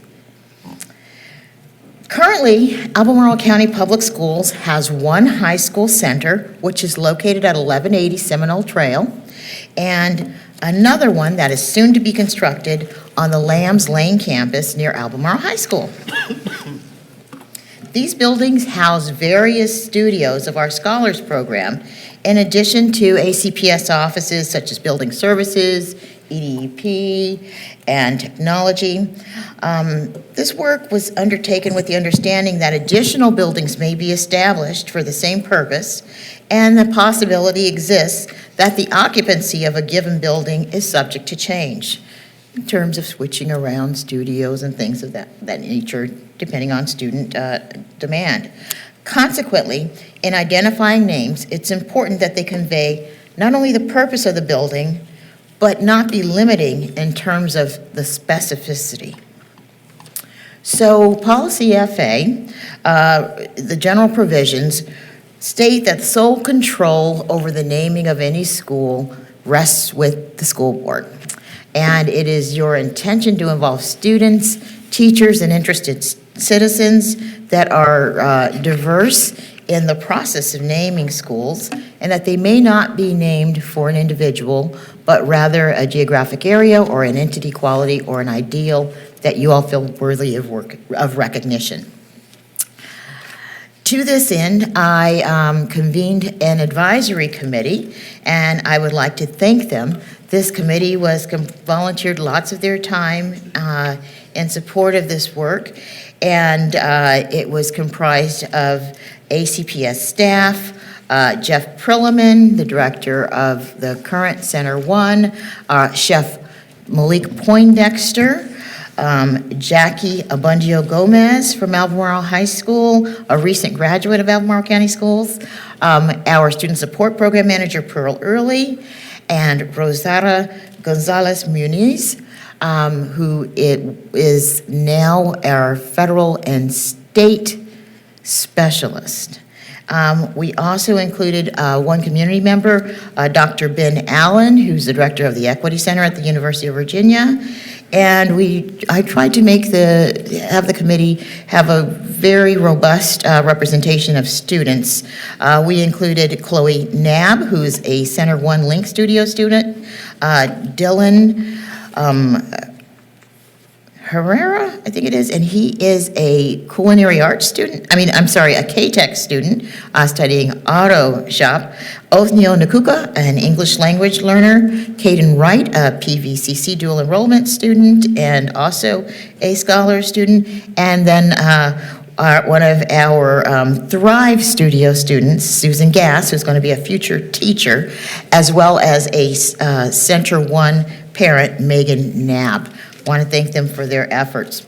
The process involved be meeting with our branding consultants from CURE, as well as our curriculum coordinators who are working on the Scholars Program, attended focus group meetings with students at AHS, Mesa, and Center One, and then developed a preliminary survey using keywords that I had heard again and again from the students during the focus groups, and asked them to eliminate the ones they didn't like and tell us which ones resonated with them. Then I sent out a preliminary survey to 56 students in June, and additionally received some historical data from Mr. Perlman on naming when Center One was first opened, and did an additional survey just deployed to Center One students. You see an example of the survey there. Some of the preliminary picks are shown here. The top selections were Albemarle Tech, or A-Tech, Albemarle Career Exploration Studios, which could also be known as ACES, or Albemarle Career Exploration Academy, which could also be known as ACE Academy. And you see some of the others there, but those were the ones that rose to the top. Some of the guidance that we received from the folks at CURE were to make sure we had names that were accessible, clear, and compelling. Main thing being, is it something that a teenager would think is cool? And then there's no silver bullet to naming. And also, a name is what you make of it.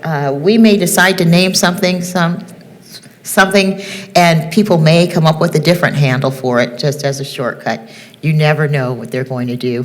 One of the examples they gave us in discussing this was the idea of Uber. Would anyone know what an Uber was 10 years ago? If I said car service, would you relate that to Uber? No, but it is not only a noun, but it's a verb, right? We Uber everywhere. So names can be really interesting. We had a series of meetings, August 2nd, September 9th, and September 30th, which were made known to the public. We also deployed a community survey.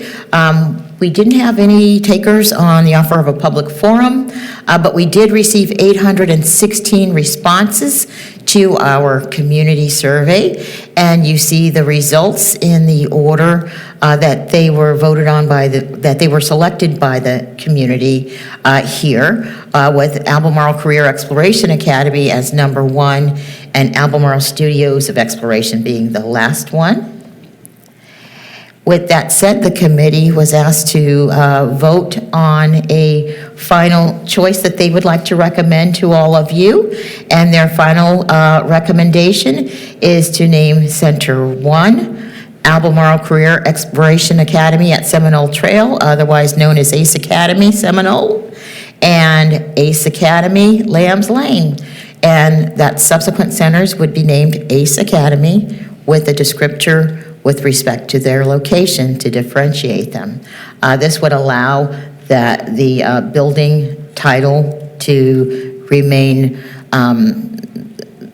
consistent, to be able to identify them by location. And if, for example, there were buildings such as our Seminole Trail location that is leased, that we decided we didn't need anymore, but we needed to create a different academy somewhere else, you would have this name available.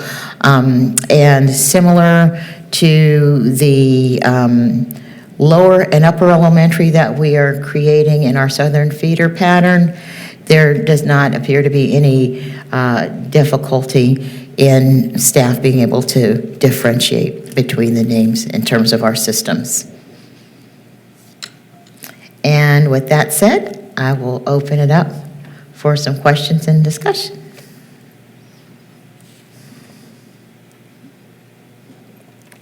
I will mention that in Henrico, they also have ACE as an acronym for some of their career centers, but they actually don't stand for the same words that ours do.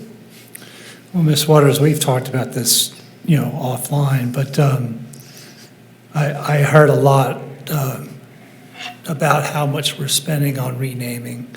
And in this particular effort, Did you pay your committee? No, it doesn't cost a cent. And because this is a newly constructed building, Building Services actually wanted to see this work expedited so that they could provide a name for signage for the new building. For the current Center One, the cost to change the signage, I think, will not be very significant, will it, Ms. Schmidt? There's very limited signage right now. Yeah. So we're not spending millions and millions of dollars on renaming schools. Never have, never will. Thank you. Unless there's a big raise in it for me somewhere. I don't know. I wanted that in the record. Thank you, Mr. Pace.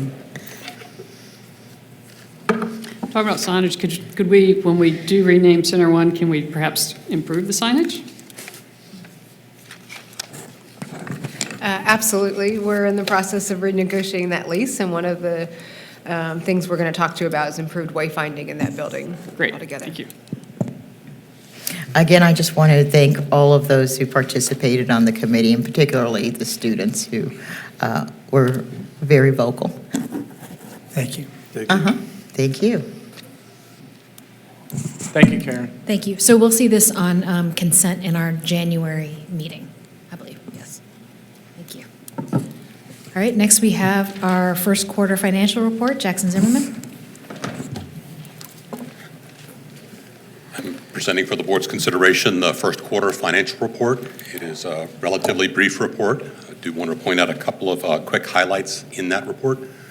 The first highlight is this year is very similar, at least in behavior, as to last fiscal year's first quarter.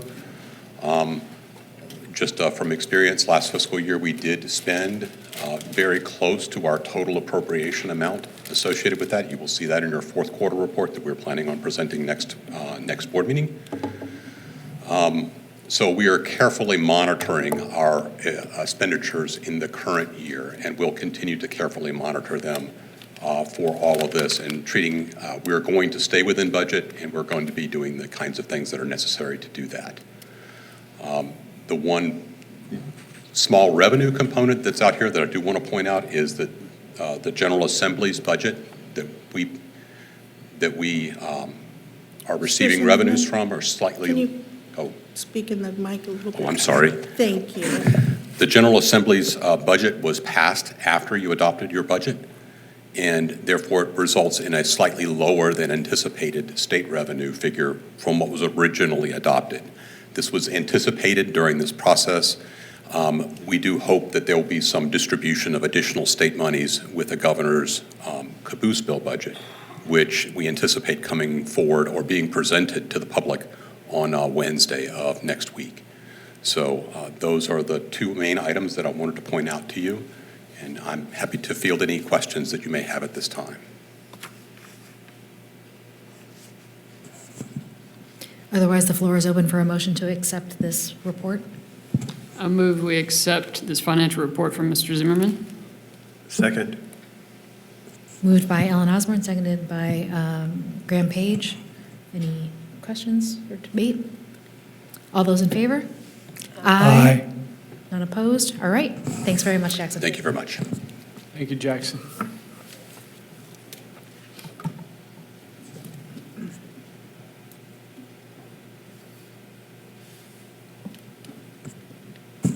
Sorry, my agenda's not working, but I know that lastly we have an update from Maya Kumazawa.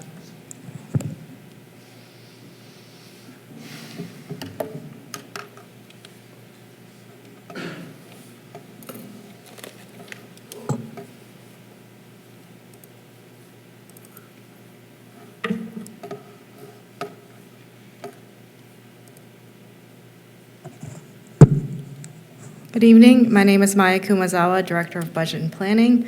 And this evening, I'd like to provide an update on our FY26 budget development process. And this evening, Mr. Brody Downs, Human Resources Director, will also assist me in parts of the presentation. We will be covering our anticipated revenue drivers, so we'll provide a forecast of where we think revenues will be for next year, and then highlight some of our expenditure drivers, so what we know thus far in the process that we might anticipate to build into our budget. Then we'll have a presentation about compensation and benefits, which is our main expenditure driver for next year. And then there'll be some time at the end for questions and discussion. As always, we look to the strategic plan as a guide for building our budget.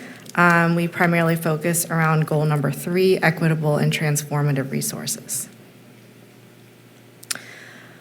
A guide that we use that's a little bit more focused on the budget, so a little bit more detailed, is our budget development goals that you all have adopted several years ago. These remain the same every year, and these are the goals by which we'll provide some of the updates this evening, and then what we must ensure as we're building the budget that we're addressing. So the first one is alignment with the strategic plan. We want to build a budget that provides the resources necessary to support our stated mission, which is working together as a team. We will end the predictive value of race, class, gender, and special capacities for our children's success through high-quality teaching and learning for all. We seek to build relationships with families and communities to ensure that every student succeeds. We will know every student. The second budget goal is to engage community members. We've been focusing a lot on this in the last several weeks. Some notable input groups we've received feedback from are the Employee Budget Advisory, the Budget Advisory Committee, all of our various ACPS advisory committees that exist and represent different areas of our programming, and the superintendent has many groups that he engages with that we are having budget discussions with. Number 3 is to provide a salary and benefits plan that keeps us in a competitive place in the market. So this will be discussed during the compensation benefits section in more detail. The fourth budget development goal is to develop and maintain a responsive and systematic approach to our operations. We will touch on this also during this presentation. Number 5 is to build new budget proposals that are in alignment with the strategic plan and your priorities. So we'll have a little bit more detail on that. And then lastly, schools, departments, and strategic proposals will incorporate the use of logic models. And we've also had a lot of focus on this during our budget development process, so I'll go into a little bit more detail about how we're using the logic model process to make some decisions for the upcoming budget. So I'll begin first with revenue drivers. As you're aware, the transfer from local government is our primary source of funding in our operating budget. So this is where I'll start. You can see that since the pandemic, those revenues have grown pretty steadily. This is mainly driven by real estate assessments and economic growth in our local economy. As part of the county's 5-year financial planning work session, they have projected a transfer to ACPS that would grow by about 3.7%, or would equal to $202 million. They've also been worked with a consultant to look at national and state economic trends, and they're labeling the next few years as partly sunny, partly cloudy, which means that there will be some growth, even if it's not as significant of growth as we've been seeing. Of course, this number will not subject to, but will change with the assessments that will be completed in January, and so we'll have a predicted revenue number that will be different from this when we are presenting the draft funding request. The second source of revenue for ACPS is the state revenues. And as you are aware, this is largely driven by the local composite index, LCI, or ability to pay.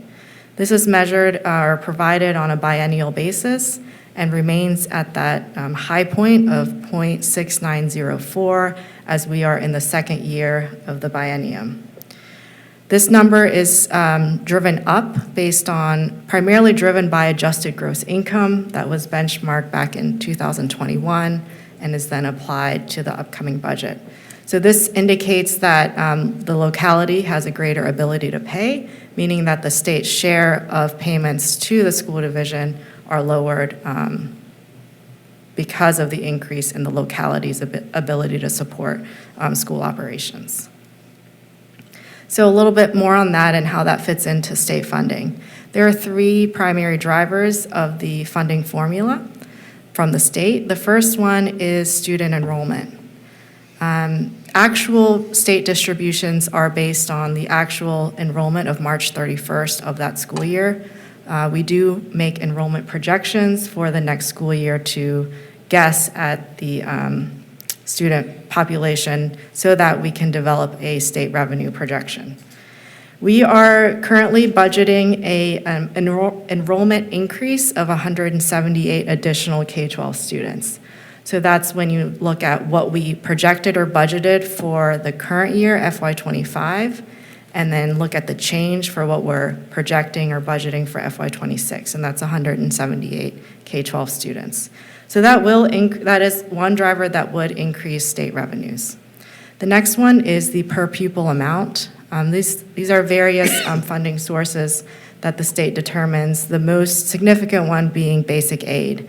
Typically, that PPA amount goes up from year to year due to re-benchmarking and increased costs of providing services. And then, as I mentioned, the last piece of the formula is the local composite index. This includes indices for real property values in the county, adjusted gross income, and taxable retail sales. So in general, there are a lot of nuances and variations depending on the funding source, but overall, the formula is the per pupil amount, so how much funding we get per student times the number of students we're projecting times 1 minus the LCI. So as you can see, as the LCI goes up, our funding goes down. So this is our forecast based on what we know today. You can see a historical increasing trend and then a drop in FY25 of a decrease of 4.6%. As Mr. Zimmerman mentioned, this is actually higher. The adopted amount is a bit higher than what we're actually anticipating to receive in the current year. And then the forecast for FY26 has been updated with the latest General Assembly's adopted budget that was passed after we adopted the budget. But using the assumptions on the latest available budget, we anticipate state revenues next year of about $69 million, which is a 0.9% increase, or fairly flat. So there are some things that are driving that number up, like enrollment, but some things driving that number down. For instance, the amendments made in June after we passed the budget is driving that number down, largely due to sales tax. And it also includes a 3% compensation supplement. So I'm assuming that that is included as part of the revenue in terms of this increase. So as I mentioned, the local transfer and state revenues do make up a bulk of our funding. There are some smaller amounts of funding we have budgeted in the current year from other sources. These first three, the revenue contingency reserve and both recurring and one-time use of fund balance, are one-time funding sources. They are tapping into reserves that we have or savings from past years that we're using as a Band-Aid to be able to fund the expenditures for this year. These were one-time measures that we took to balance the budget for this year, and as they are one-time in nature, you cannot rely on them year after year. So as of this point, we are forecasting not using those funds in FY26. And then the last item here, federal revenues, this is a recurring amount based on historical trends and reimbursements we've received from the federal government. We're decreasing that estimate from $618,000 to $460,000. So what does that look like in total? This is, again, just a forecast, but the increase in the local government transfer will result in about $7.2 million in new revenue. The state forecast would provide $0.6 million in new revenue, and then we would see a decrease in other revenues of about $3 million. So the forecasted total revenue change as of today is about $4.8 million in new revenues.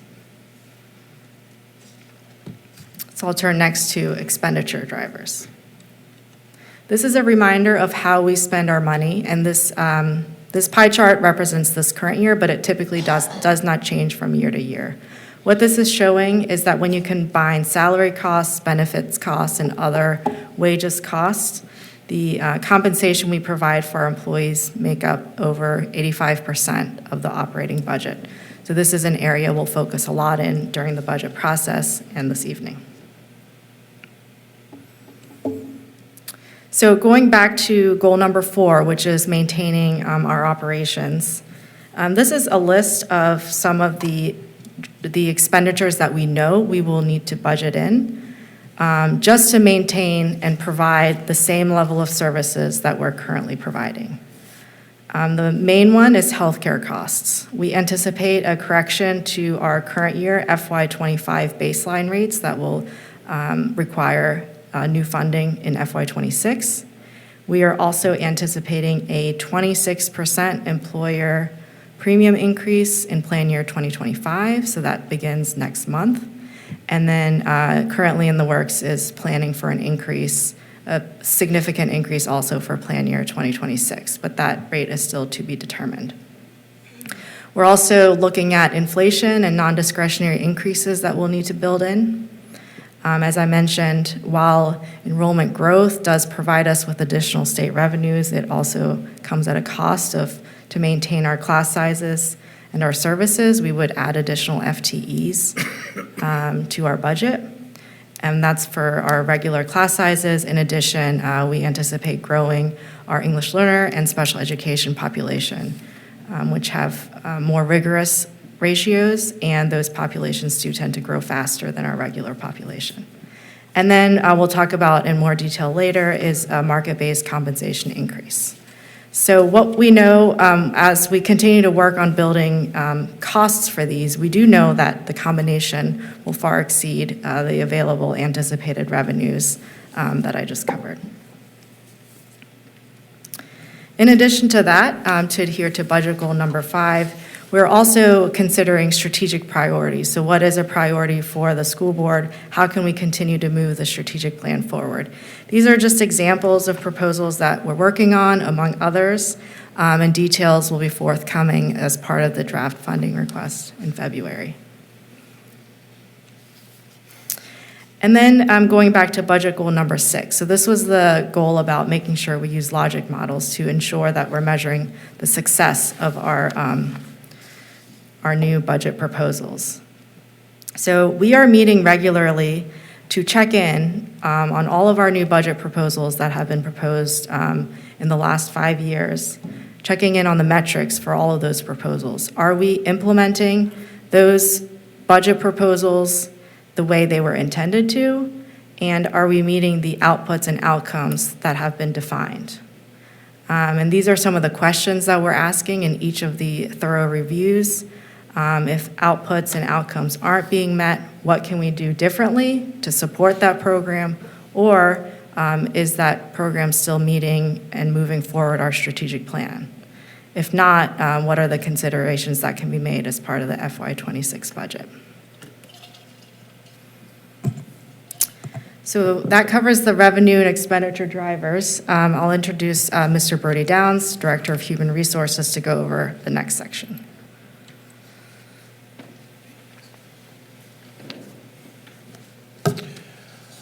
Good evening. I'm Bertie Downs, Director of Employee Services in the Human Resources Department, and I'm here to discuss compensation and benefits information collected through our annual competitive market survey process, which was conducted earlier this year. We'll discuss general wage increase information as well as trends that we're observing within our competitive market, as well as what we've also observed and what's been published in the Bureau or by the Bureau of Labor Statistics. We're going to start with benefits. We have a self-funded health plan. So in the traditional insurance model, an employer would purchase coverage for their employees from an insurance company, and that company would offer access to a provider network, create the plan design, which also includes copays, deductibles, and out-of-pocket maxes, and so on. And then they set the rates that the group would pay for the coverage. They also, of course, take on the risk of insuring that group of organizations and their employees. The self-funded model works quite a bit differently. And this slide illustrates how that works. Instead of paying an insurance company to take on the risk of insuring our group, we insure each other and we pay the insurance company. Currently, that's Anthem for us. And we pay them to administer the benefits and process pay and pay the claims. As you see, employees pay premiums just like in the traditional model, but instead of these going to an insurance company, they go into a healthcare fund. We then use the fund to pay claims, administrative fees, stop-loss coverage premiums, and wellness activities like vaccine clinics and our employee assistance program. If we take in more contributions than we actually spend, then the excess contributions go into a strategic reserve. And if we spend more than we actually take in, then we use the reserve funds to cover the excess cost. Being self-funded gives us the most flexibility in terms of determining rates, plan design, and administrative processes, and allow us to take advantage of years in which revenues exceed expenses.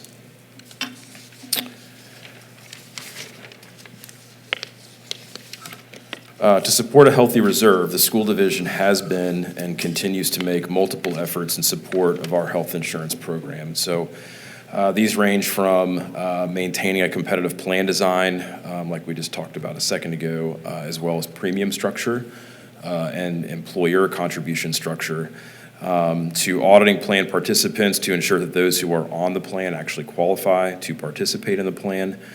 These efforts also include wellness strategies as well as the opening of the employee health clinic, which happens in early 2025 in partnership with local government. This previous year also included an infusion of one-time money to support the reserves balance. All right, so this slide shows the past 5 years' data for employee and employer health insurance increases. What the employee contributes, we refer to as their premium. What the employer contributes, we call that the contribution. The school board supported, as you'll see, 3 consecutive years of not passing on increases to staff, and the employer has absorbed increases at a greater rate than what employees experienced in all 5 years. That trend continues in plan year 2025, which is the 6th year. This slide shows changes to employee premiums from plan year 2021 to 25. I would focus on the 2 columns on the right that are in bold. Those differences are in those 2 columns. Year over year in comparison to plan year 24, an employee on the select plan will pay $219 more over the course of the year for the employee-only plan. And an employee will pay $835 more over the course of the year for a family plan, and that's on our PPO, it's our select plan. An employee plan will cost $48 more over the course of the year for the choice plan, and employees who carry their family will pay $453 more in 2025 on that plan as well. And the choice plan is our high deductible health plan. So this slide shows how Albemarle County Public Schools compares to its market with regard to employee and employer premiums for the employee plan only. So this does not regard family plans. As we evaluated benefits information from our competitive market, we were really wanting to analyze the cost of our benefits plans in comparison to what we see in the market. And so what you see on the left represents plan year 2024, and on the right side, that represents 2025. So what's most important to take away? It's a lot of numbers, it's a lot of information. What's important to take away from the slide is that the planned increases that we put in place that have been approved to go into effect in a few weeks here in January put employee and employer premiums and contributions into a place that we see is more in line with what we see in the market. And do not result in employees paying more than the market in a way that's statistically significant. This slide shows similar information, with the only difference being that it shows information relative to the employee plus family plans. So again, what is important to take away from the slide is that the planned increases put employee and employer premiums and contributions into a place that we see is more in line with the market. And then what you'll see on the right, in both, is that the family plan premiums remain highly competitive in comparison to the market. So you'll see that on the right side, that 456 compared to 769 is quite a bit lower. What's also important to take away from this, the past two slides really, is that what you're seeing in 2025 and 2024, the information from the market is relative to what we were seeing in the summer of 24. So some school divisions, their plan year is their fiscal year, and some school divisions, their plan year is the calendar year. So what we expect is that the market information, when we go through this process again in May and June, we expect to see that number on the right, the market target. We expect to see that move up a bit, while you'll see the Albemarle County number will stay stagnant, essentially at that point, because our plan year is the calendar year. All right, transitioning to compensation. It's always helpful to start by discussing why it's important to maintain a purposeful and robust compensation program and providing an overview of what aspects of a compensation program are most critical. A sound compensation program addresses two basic components. One is market competitiveness, and then the other is internal equity with how we manage the programs within the organization. An organization should be monitoring its competitive market, we do, and compensating for roles at a competitive rate. And an organization should maintain systems to ensure that roles and people are compensated equitably. The school division has an adopted market. It's 15 school divisions that we strategically selected in 2022 based on a number of different factors, and this, of course, allows us to benchmark our compensation levels against a consistent set of school divisions. So the school board, just a little bit of a recap. The school board adopted its competitive market in 22. The school board also identified at that time the 60th percentile as its strategic target. Being at market from a compensation perspective is the 50th percentile. And so identifying the 60th percentile as the strategic target beats the market by 10%. The school division also aligned in that time licensed and classified strategies, whereas prior general wage increase and benchmarking efforts differed. This slide you're seeing is historical information regarding general wage increase amounts. You'll see in those top three bars two different numbers, and that's getting back to the different strategy for folks on the classified scale versus folks that were on our T scale, or teacher step scale, I should say. It shows historical information regarding the GWI, and over these 6 fiscal years, employees have received a 26.3% increase in their wages, and so compounded, that equates to nearly 30%. So you'll see on the right, there's a bit of an example of an employee who was at $50,000 a year in FY20 would now be at $64,691.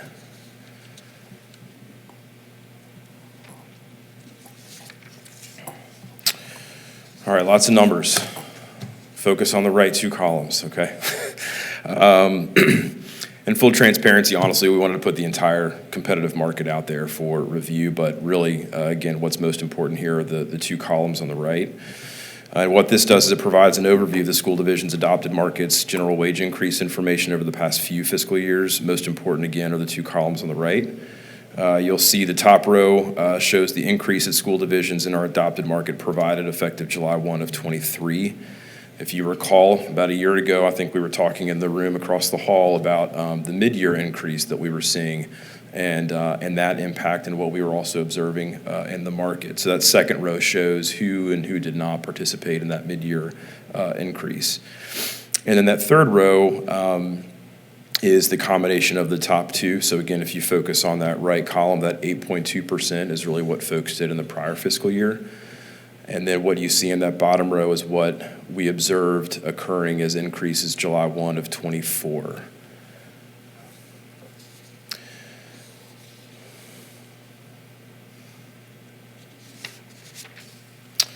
All right, so this slide is really a helpful visual reflecting how the school division compares to its adopted market as well as our contiguous market, Charlottesville City Schools, with regard to its teachers on the master's degree scale. This graph shows 5-year increments and reflects the July 2024 general wage increase.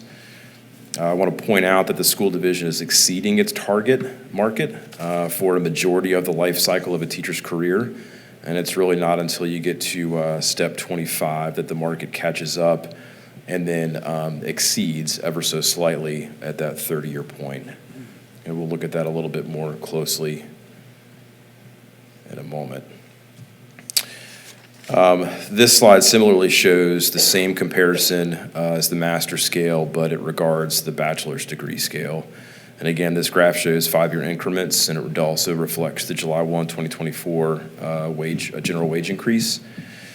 You'll see the ACPS is competitive until about midway through the life cycle, and at that point, the market catches up and then does exceed, especially the contiguous market in Charlottesville City. And you'll see on the bottom left there, because a common question is, well, how many of our teachers are on the bachelor's lane? And it's roughly about a third, so 31%. Okay, so this is just numerically. So if you go back to that master's degree graph, what you'll see is that where the market catches up is ever so slight. So when we look at 0.28%, while that is technically in the red or in the pink on the slide, that is a pretty insignificant percentage point. This number was larger last year, so we've made ground a little bit on the market. This is the master's degree information, and this is the bachelor's, obviously more red or pink, right? And so you'll see that the difference at the top end of the scale, and certainly as you move from 15 years and onward, you'll see that there's a little bit of ground to make up in our step scales.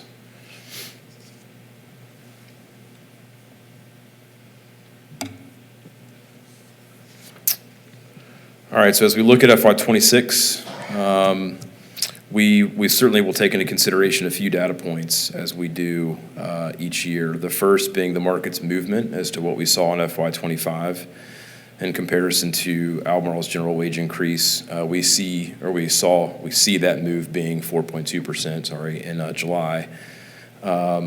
We also consider the state's recommendation, which is currently 3%. I believe that may change. And as a broader metric, we do look and rely on the Bureau of Labor Statistics, and they're showing the most recent quarter at a 4.3% increase. That number should be updated here in the next several weeks. So we'll continue to partner with Fiscal Services as we monitor the state and the Bureau of Labor Statistics information, and we'll also plan to survey our market to collect any information we can regarding other localities' projections for July of 25 to prepare for FY26. Other localities and others in our market are certainly having the same conversations that we're having tonight. And so what we saw even last year is that sometimes what they do put forward changes. I know one locality we had at 3% is what they were proposing, and that you saw that drop to 1.5. And there's a few localities that you do see relatively lower compared to others, if you want to go back. And we know that part of that was in response to the LCI shift as well. So I will fast forward back to the questions and discussion slide. And I'll toss it back over to Ms. Kumazawa too.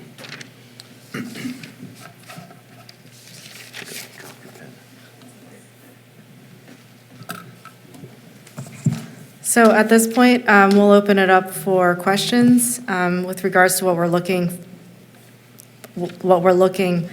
for in terms of guidance. There's 3 questions listed here to help with that discussion. So number 1, knowing that revenues may be limited, what are your top 1 or 2 expenditure priorities? Number 2, what areas would you like staff to review for financial efficiencies? And then number 3, what else would you like more information about?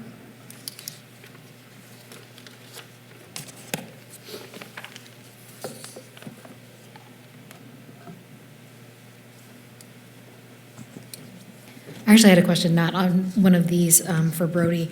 For our insurance market target, are those also self-insured divisions? One more time, please. For our insurance market target, are those also self-insured divisions? Usually, yes. This past year, we did a much deeper dive in our market survey than we have historically, with the ability to sort of branch off from and having, kind of an autonomous HR department. We've had the ability to do that more readily. And so what we did observe is that most do self-insure. There are a few that do not. Thank you. So we're self-insured, is it still the entire county? Or did we separate off when we separated off our own HR? No, so it's in conjunction with local government, and then also the service authority as well is Okay. actually a component of that too. Yeah, that's what I thought. Okay, you showed special ed growth, I think, in one area. And when listening to that committee's report, they had talked about increasing the learning and behavioral specialist and increasing the teacher assistants. So I think we should, for question number 2, that would be one thing I'd want to know, whether or not the amount that we are saying would be for ed growth could accommodate those things. I agree. I think that should move up on the priority list, especially since they're not doing as well academically, and we're trying to close that achievement gap, if that's something we can do. Maybe something we could put toward the logic model. Not sure how that would work. Yep. Any new budget proposal will be accompanied by a logic model, so we would be showing what we would be gaining by, with new investments. Ms. Kumazawa, could you go to the slide that looked at some of the priority, new spending ideas that the division is looking at?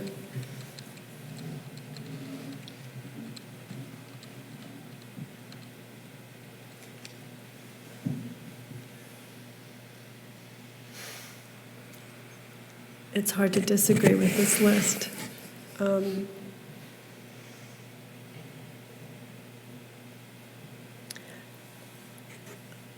I understand that the health insurance costs are necessarily going to go up, and we have subsidized that heavily over the past multiple years. How healthy is the reserve fund on that?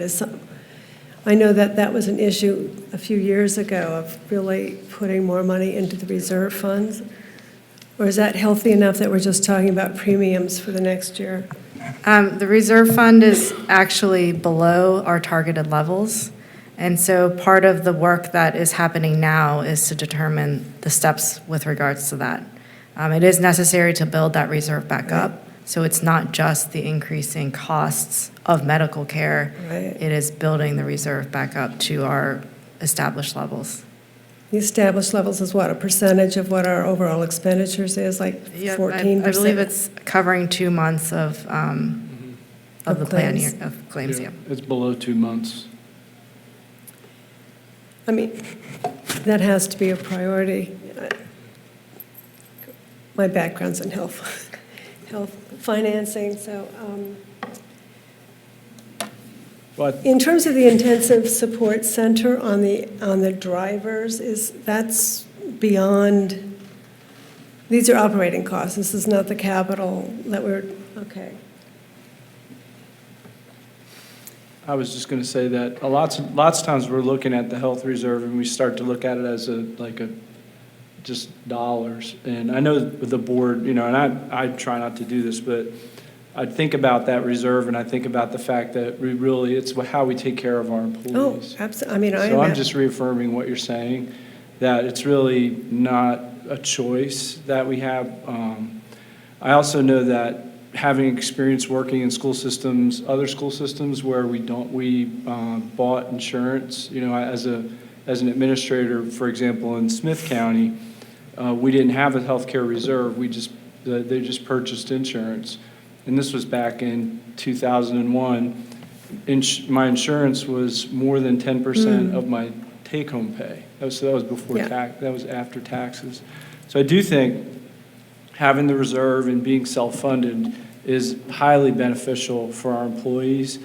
And it really is important because that's how we take care of our people in addition to the compensation. So I'm just echoing what you were saying. No, I mean, I think that's a key thing that undergirds one of the key Absolutely. benefits for employees. So if you could just get back to see how far below what we should be having in the reserves.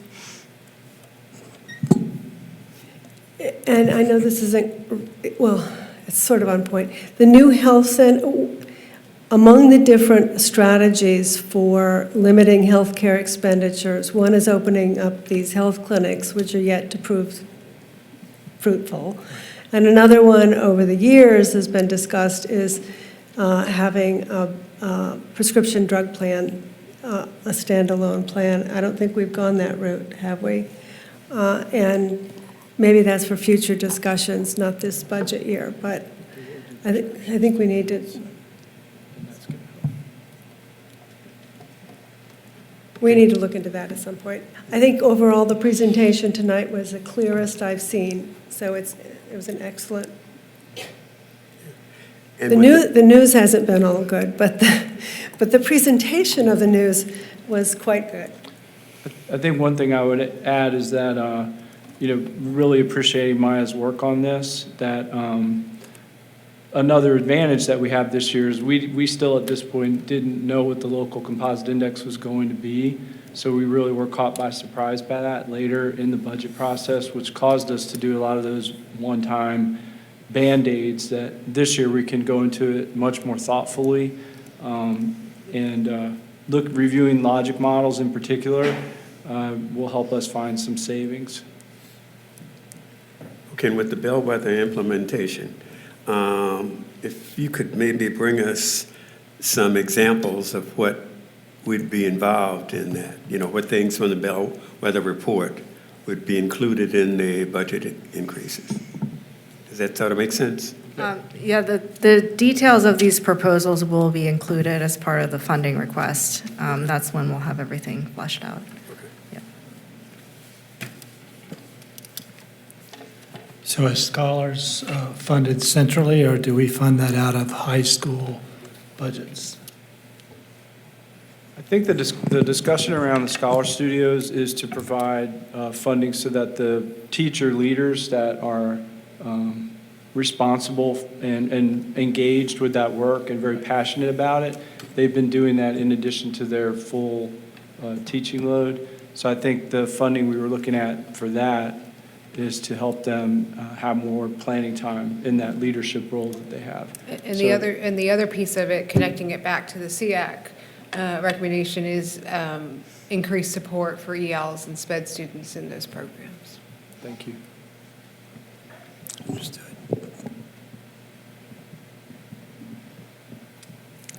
I agree with Kate. I think that list made sense. And this is not, maybe this is sort of related, but the employee health clinic, will that lower health costs for our employees, or what's to come of that, really? Yeah.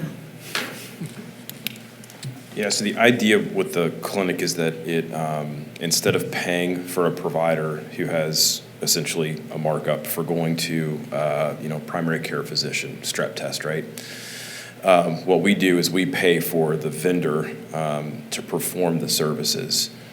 So you're cutting out the middleman, so to speak, in terms of what the cost is. So yes, it will reduce costs for services. But what about to the employee? I'd have to go back and look at the rates. I know that they're, I'd want to go back and look at what the rates are. It is less expensive for me, for example, and I'm on the PPO plan here. So it's less expensive for me to take my child to get the strep test that we got 2 weeks ago to the clinic than it is for me to go to the pediatrician and to pay for the copay. Okay. So I'd want to get the rates before I go on the record, but it's meant to be a savings and an incentive, that it's the savings is an incentive for employees to go to the clinic. And we do have access to online doctors, is that right?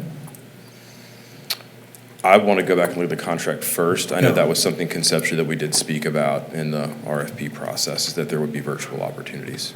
Okay. And is that for all county employees or just our school division? All county employees. And their dependents And their dependents. that are on the health plan. Yeah, that are on the health plan, yes.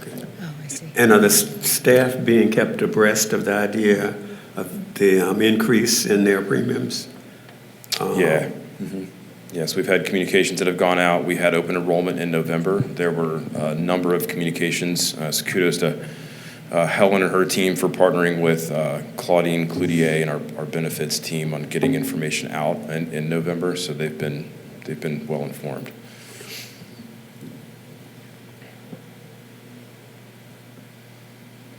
I mean, on number 2, I feel like, Matt, I know your team has been doing a lot of weekly work looking at financial deficiencies, and it looks like you're going to have to continue to do that. But I know that some good work has been done there. I mean, I guess we had 5 substantive areas in last year's budget that new programs that we implemented. I would just like some feedback on those. I mean, I'm assuming that we're going to keep, the SEL coaches and those things, but just some feedback on what programs we advocated and got last time before we start going into new territory.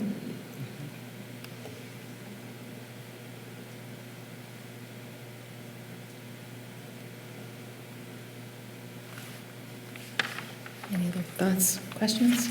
And of course, Ms. Kumazawa does have an email address, budget@CPS, that you can K-12 email Albemarle. her That's with right. your questions. Budget or us. And that's also open to the public to access and provide feedback. Thanks very much, Maya and Brody. Thank you, Maya. Thank you, Brody. All right, I think that just brings us to the end. If there's any other business from anyone? I just have one request of Dr. Haas and his team. I know that Ms. Wong raised the issue of the Help Me versus the anonymous tip line, and I would just like to unpack that a little bit more. Absolutely, yes.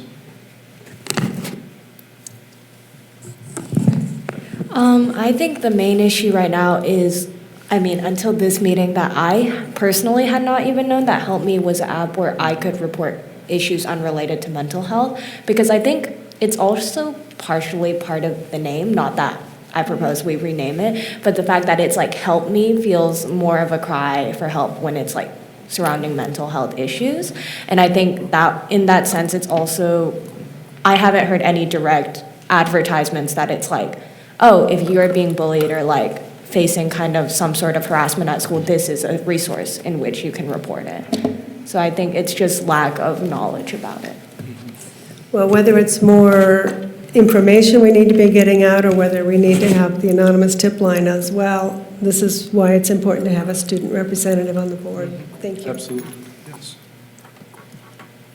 Well, this is our last meeting of 2024, so I just want to wish everyone a peaceful and joyous season, and we'll see you back in 2025. All right, meeting adjourned.